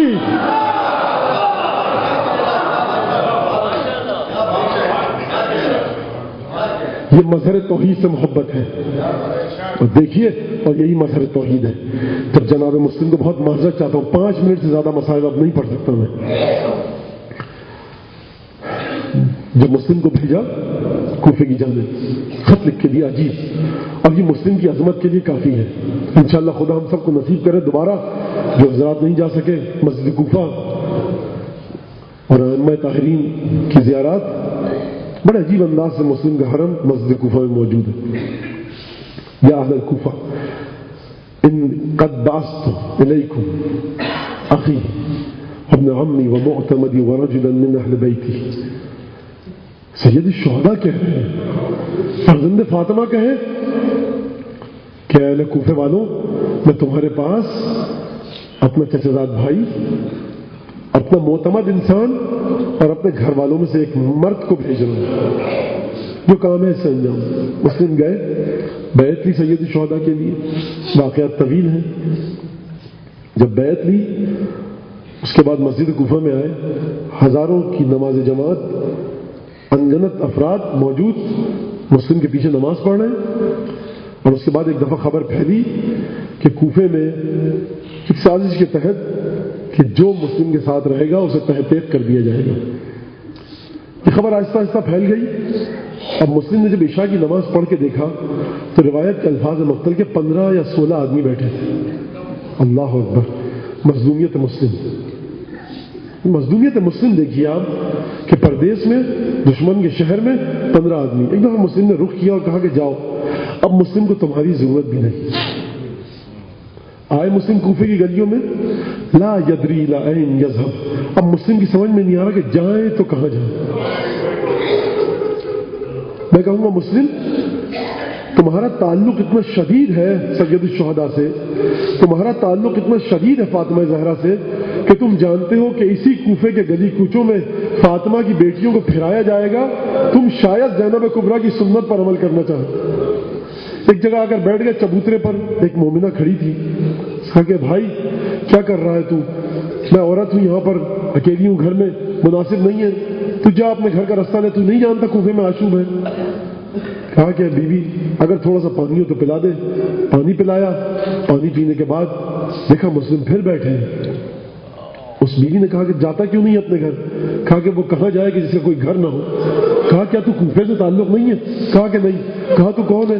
کہا میں وہ ہوں کہ جن گھر والوں کی محبت کو خدا نے قرآن میں واجب کیا ہے. ایک دفعہ یہ مومنہ گھبرا گئی. کہا تو کون ہے؟ کہا میں حسین بن علی کا سفیر مسلم ابن عقیل. اب یہ سننا تھا اس مومنہ کا, گھر کے دروازے کھول دیے. مولا میرے آقا و مولا گھر میں تشریف لائیے. مسلم گھر میں تشریف لائے, ایک کمرہ دیا, کہا کھانا لائی. کہا کہ نہیں ہمیں کھانے کی ضرورت نہیں ہے. مسلسل ذکر کی آوازیں آ رہی ہیں, تسبیح و تقدیس و تحلیل کی آوازیں آ رہی ہیں. اب یہ مومنہ جب دوبارہ آئی کچھ کھانا پانی دے کر تو دیکھا مسلم نے کھانا کچھ نہیں کھایا. کہا کہ مولا آپ نے کھانا تناول کیوں نہیں فرمایا؟ کہا کہ میری ابھی آنکھ لگی تھی, میں نے اپنے چچا علی ابن ابی طالب کو دیکھا ہے کہ مسلم عجل الینا, مسلم جلدی ہماری طرف آؤ, ہم تمہارا انتظار کر رہے ہیں. مسلم کی فضیلت کے لیے یہی جملہ کافی مولا کائنات کا کہ علی ابن ابی طالب مسلم کا انتظار کر رہے ہیں. میں چاہتا ہوں کہ شکم میں غذا نہ ہو, اس حال میں خدا کا انتظار کروں. وہی مولا کائنات والی بات کہ میں چاہتا ہوں 19 رمضان کو فرمایا کہ اس انداز میں خدا کی بارگاہ میں جاؤں کہ علی کے شکم میں غذا نہ ہو. بس ایک دفعہ مسلم تسبیح و تقدیس و تحلیل میں مصروف تھے. اس مومنہ کا وہ ملعون بیٹا آیا گھر میں, ایک دفعہ سمجھ گیا, جا کر اطلاع دے دی. گھوڑے کی ٹانپوں کی آواز آئی. مسلم سمجھ گئے کہ جو کام نہیں ہونا تھا وہ ہو چکا. اس مومنہ نے کہا کہ مولا گھر میں تشریف رکھیے, خبردار گھر سے باہر نہ نکلیے گا, باہر فوجیں آ چکی ہیں. کہا کہ نہیں, اللہ اکبر. مسلم کا کردار دیکھیے کہ مسلم کو آر اور شرم آتی ہے کہ کہ ایک مومنہ کو مسلم کی وجہ سے مصائب کا سامنا کرنا پڑے. تو مسلم باہر آئے, مقابلہ کرتے جا رہے ہیں. دارالامارہ میں خط لکھ کر بھیجا گیا کہ مزید فوجیں بھیجو. وہاں سے جواب آیا کہ ایک آدمی کو پکڑنے کے لیے کتنی فوجیں چاہیے؟ کہا کہ تم نے کوفے کے کسی بقال کے پاس فوج کو نہیں بھیجا ہے, تم نے علی مرتضیٰ کے شیر کے پاس بھیجا ہے, مزید فوجیں بھیجو. جنگ کر رہے ہیں مسلم سے کہا گیا مسلم تمہیں امان دی. مسلم کے ساتھ کیا کیا گیا؟ رسی کے گولے بنائے گئے, آگ لگا کر مسلم پر پھینکے گئے. میں کہوں گا مسلم تمہارا کتنا شدید تعلق ہے زینب کبریٰ کے ساتھ, سید سجاد کے ساتھ. شب عاشور شام غریبہ میں خیموں میں آگ لگی تھی. یہ کیسے ہو سکتا ہے کہ زینب کے خیمے میں آگ لگے اور مسلم کا بدن نہ جلے؟ یہ شدید اتصال ہے مسلم کا زینب اور سید سجاد کے ساتھ. بس ایک دفعہ مسلم کو گرفتار کیا گیا, دارالامارہ میں آئے, دندان مبارک شہید ہو چکے تھے. کہا پیاس لگی ہے ذرا پانی پلا دو. مسلم نے پانی پینا چاہا, دندان مبارک کا خون کاسے آب میں گیا. مسلم نے پانی پھینکا, 2 مرتبہ پانی منگوایا, دونوں مرتبہ پانی میں خون چلا گیا.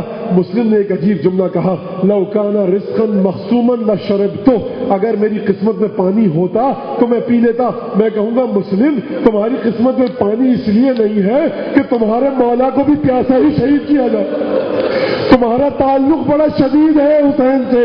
جب حسین نے یہ کہہ دیا کہ یہ میرا گھر والا ہے, یہ میرا معتمد ہے, تو تمہاری روح حسین کے ساتھ. بس ایک دفعہ حکم دیا گیا جلاد کو, کہا مسلم وصیتیں کر لو. مسلم نے وصیتیں کی. ایک وصیت بڑی عجیب کی, کہا کہ دیکھو میرا مولا اور آقا حسین رسول کی بیٹیوں کے ساتھ سفر میں ہے, اسے خط لکھ دو کہ اب کوفے کی جانب نہ آئے. مسلم کو دارالامارہ کی سیڑھیوں پر لے جایا گیا. دارالامارہ کی سیڑھیوں پر جب لے جایا گیا تو جلاد نے چاہا سر قلم کرے. ایک دفعہ ایک ہیبت کا منظر دیکھا, ڈر کے پیچھے ہٹ گیا. 2 مرتبہ آگے آیا, پیچھے ہٹ گیا. کسی نے پوچھا کہ سلسلہ کیا ہے؟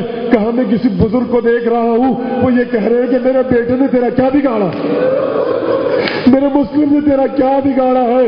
بس ایک دفعہ تلوار چلی, مسلم کے سر و گردن میں جدائی ہوئی, جسد کو دارالامارہ سے زمین پر پھینکا گیا. مسلم نے شہید ہونے سے پہلے ایک جملہ کہا, کوفے کے صحرا کا رخ کر کے, السلام علیکہ یا ابا عبداللہ. مولا حسین مسلم کا سلام ہو. مسلم کا سلام پہنچا, یہاں مسلم شہید ہوئے. ادھر مولا کے پاس خبر پہنچی. ایک دفعہ مولا حسین نے گھبرا کر کہا مسلم کی بیٹی کہاں ہے, مسلم کی بیٹی کو لاؤ. کہا کہ کہاں ہے؟ آپ جانتے ہیں نا مسلم کی بیٹی مولا حسین کی بھانجی ہے. کہا میری بھانجی کو لاؤ. لایا گیا. مسلم کی یتیمہ کو آغوش میں بٹھایا, سر پر ہاتھ پھیرا, گالوں کا بوسہ دیا. کہا کہ مامو جان یہ کیا کر رہے ہیں؟ یہ تو وہ سلوک ہے یہ یتیموں کے ساتھ, اللہ اکبر, یتیموں کے ساتھ کیا جاتا ہے. مجھے نہیں پتا مولا نے کس طرح سے بتایا. میں کہوں گا مسلم کی دختر یہ تمہارا نصیب تھا کہ جب یتیم ہوئی تو حسین کا دست, اور میں کہوں گا بیوی سکینہ یہ آپ کا نصیب تھا کہ جب یتیم ہوئی تو شمر کے تماچے تھے. ارے پیرا کی خاک تھی, پیروں میں کانٹے تھے, کانوں سے خون.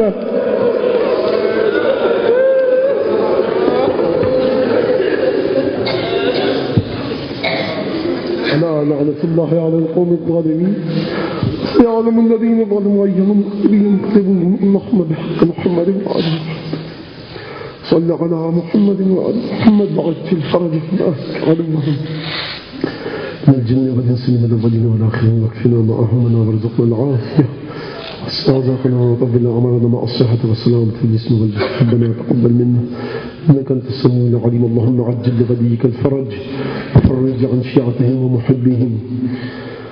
اللهم صل على محمد وعلى محمد. اللهم كل وليك الحجة بن الحسن صلواتك عليه وعلى آبائه في هذه الساعة وفي كل ساعة ولي وحافظ وقائد وناصر ودليل معين حتى تسكنه ربك طوعا وتمتعه فيها طويلا. اللهم صل على محمد وعلى محمد.